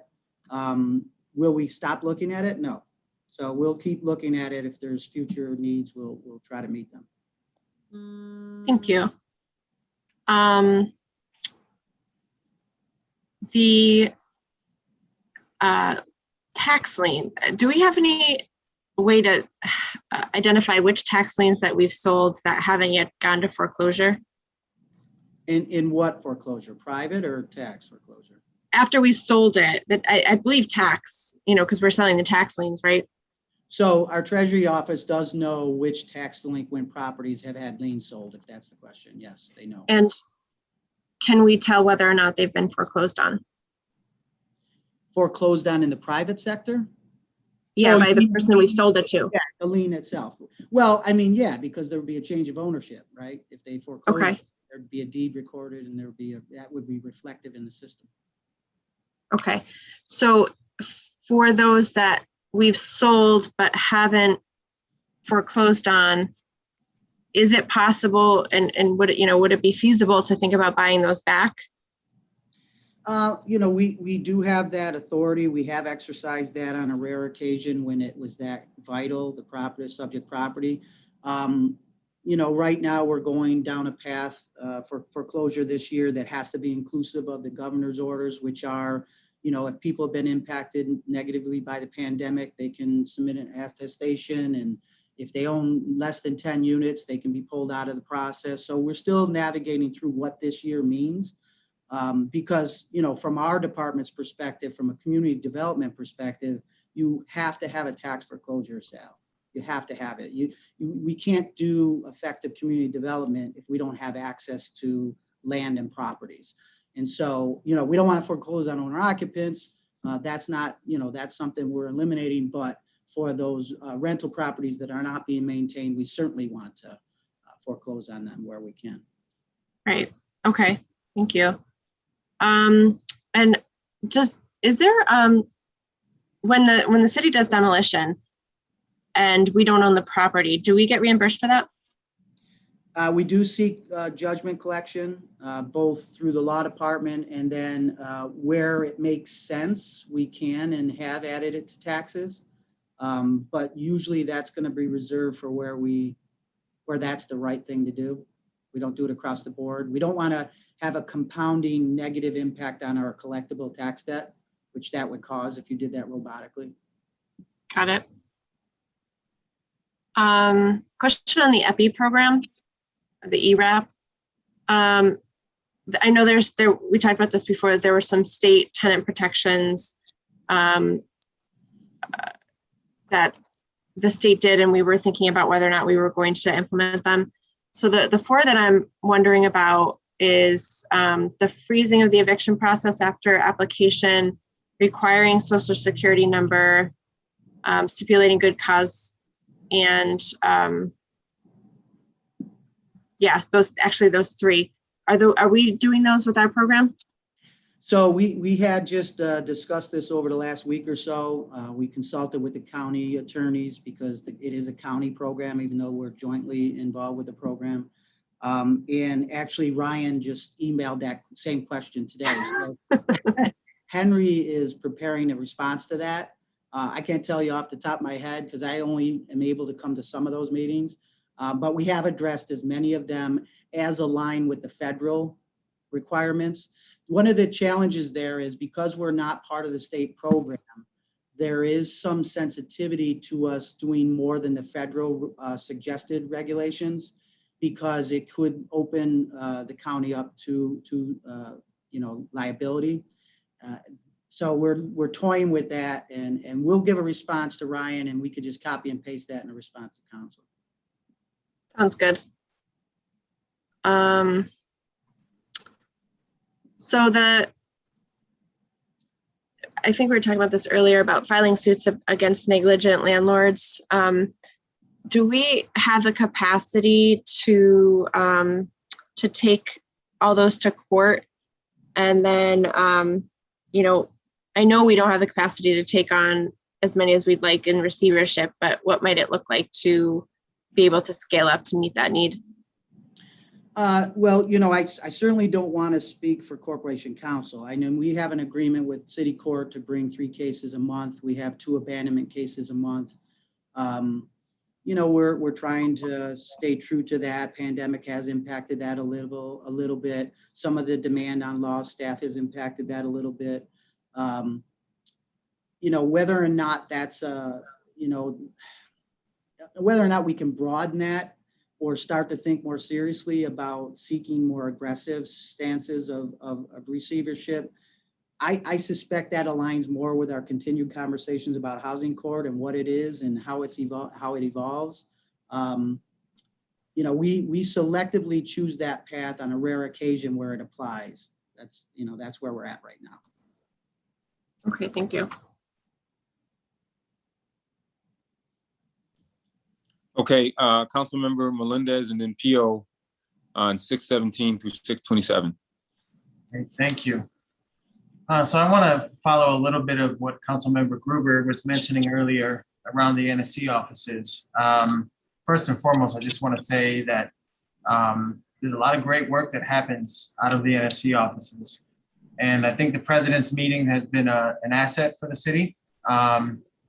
But the quality of life team part of it, we used to have, and I think we still do in some instances, have quad teams, but we used to have quad plans as well.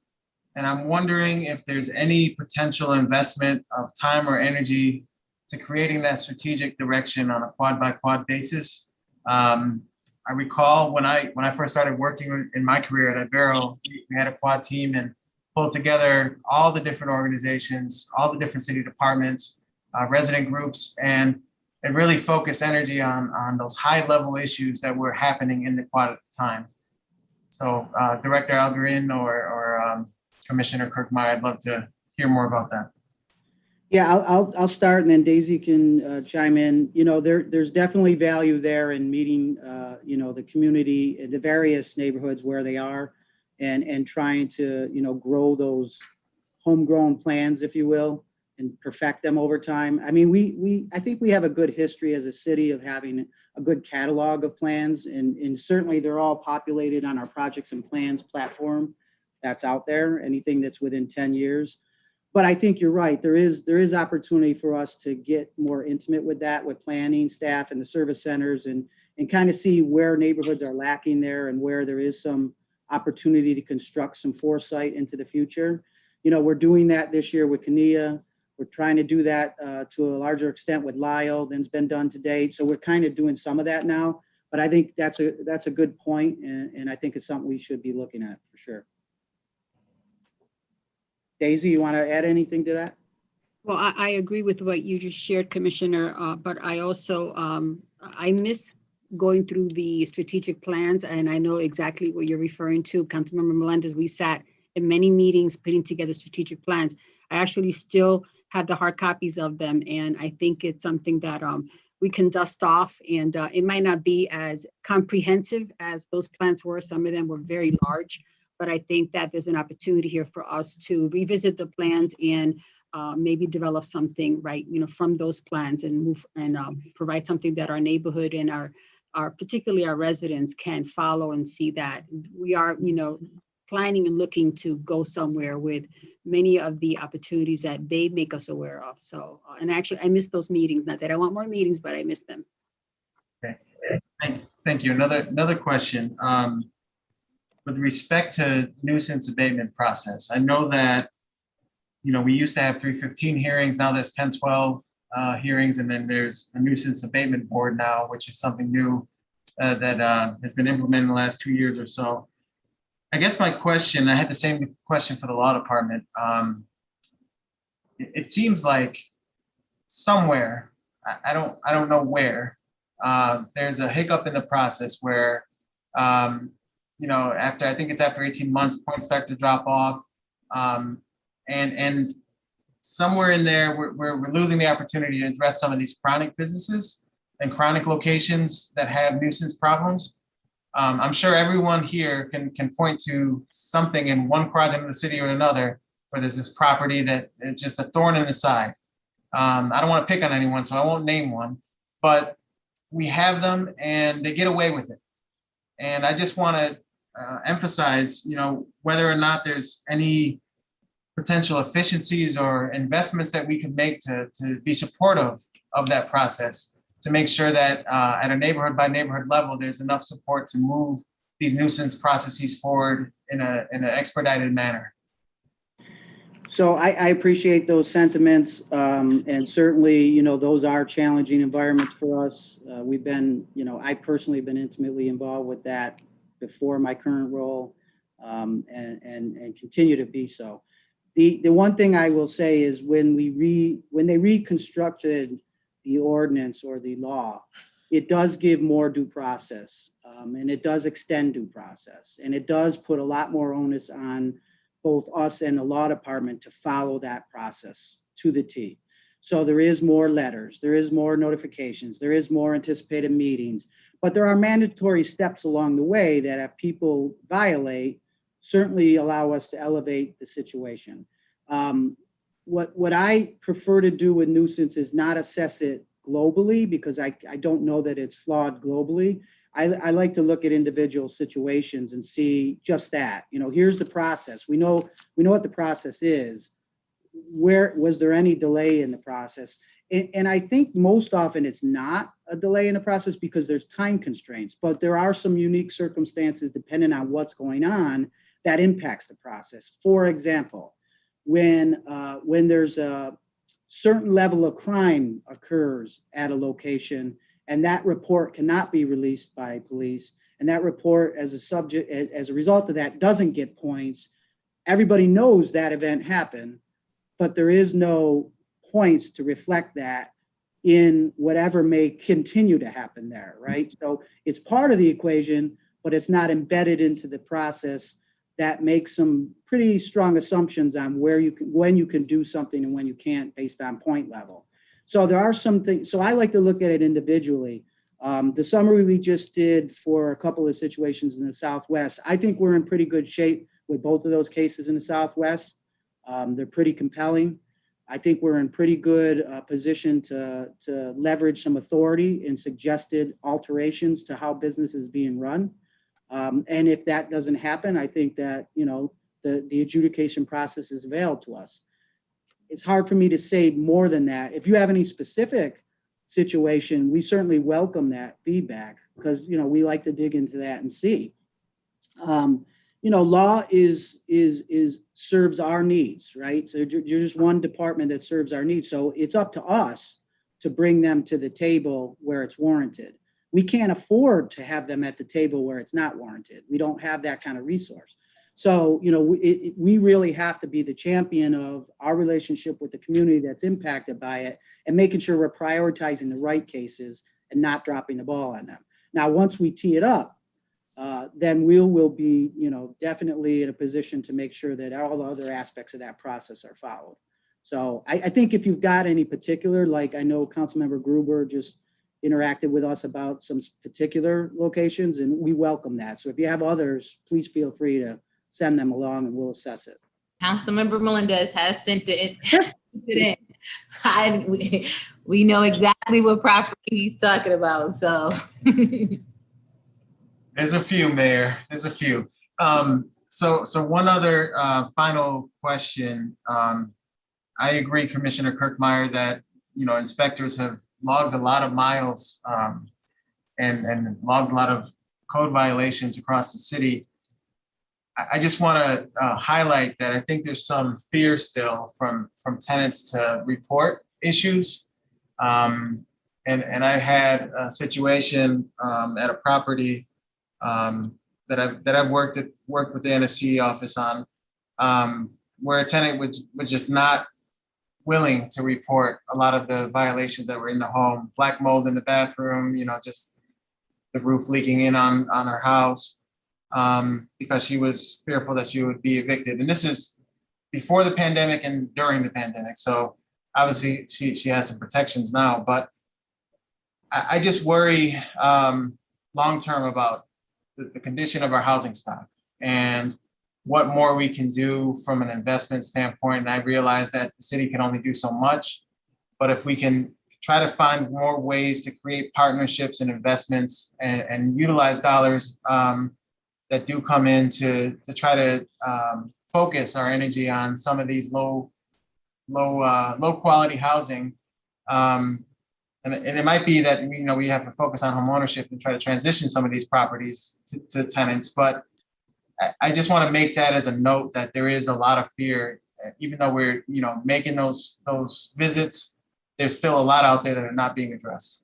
Yeah, I hear you. I feel strongly about, you know, trying to get the word out that doesn't have to be the position, but we fully understand and appreciate that that's how some residents feel. It's really the reason we do C of Os to begin with, right? Is we want to eliminate that dynamic best we can. Now, that only sets us up to inspect that 1 or 2 family every 6 years, unless they had lead hazards, then it's every 3 years. So there could be some, you know, conversation about can we do more often than that? Right now, I will tell you, we absolutely could not do more often than that. But that's really the only leverage you could have beyond educating the public to know that they have rights, and we do that all day long, that they have a right to invite us in, that they have a right to complain, that the landlord cannot hold it against them. We have free legal services if they need that. But you're right, there are some people that just feel totally uneasy, whether it's you know, where they came from, that's just a no-no, or just in general, they're fearful of landlords. But we got to keep breaking down those barriers. And I think we do little by little. Okay, are you done, Councilman Melendez? I'm done. Thank you. Okay, Councilmember Pio. All right, quick question would be on page 619. A little more specifics on the provide supports for beautification and public improvements in response to Lyle area planning efforts. Are we talking dollar wise? Are we talking support? What do we mean by provide supports? So we have, well, there's two different levels, right? Daisy can speak to the service level, right? So how we're partnering and trying to help them facilitate the continuation of their planning over there. We have appropriated $40,000 in CDBG to directly follow up on some of the suggested changes that came from the planning efforts to date over there. So we really want to make some things happen visually, and we want to keep going with the other elements of supporting their continued efforts. We think we've got to a point now with Lyle, especially with the community leaders at the table, that hopefully we're past all the nonsense and the obstructions, and hopefully we're going down a path that allows us to make some differences over there.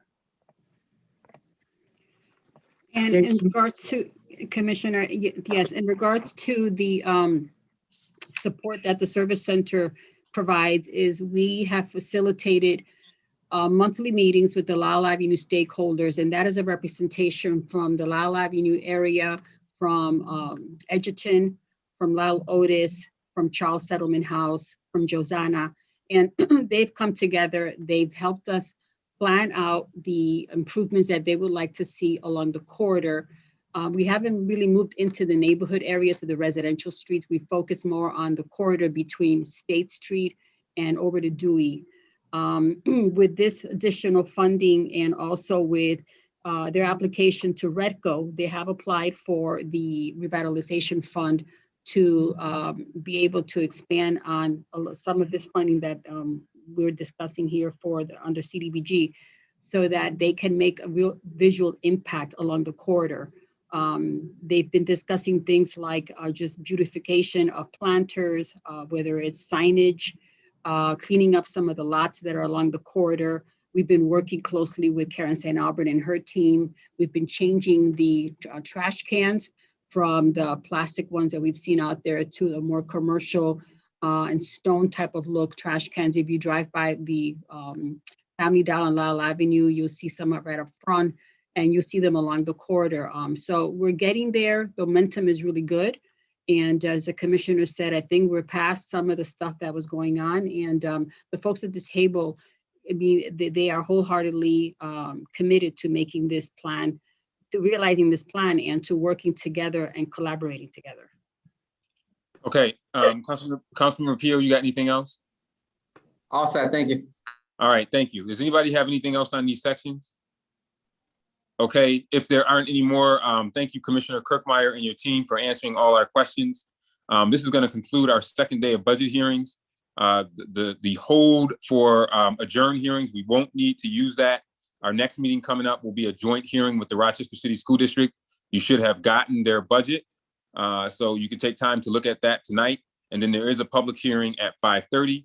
I want to thank the mayor and her team for all of their work in putting this budget together. It is a huge task, and I want to thank them for doing that. I want to thank council staff, Conda Barron, Katie, and the rest of Hazel Washington and the rest of the team for all their hard work in setting up all of the hearings and things here. And then lastly, I want to thank all of you, the members of City Council, for taking the time for sitting through 2 days of hearings and tomorrow. We will vote on the budget at the Tuesday council meeting. We have to vote on it on time per city charter, so it won't be delayed. So we have to vote on this budget on Tuesday. There is also one quick question, Chairperson Evans. You Yes. said there is no hearing. Did the PAB hearing, did that get canceled, just so that we can let our team know? Yeah, we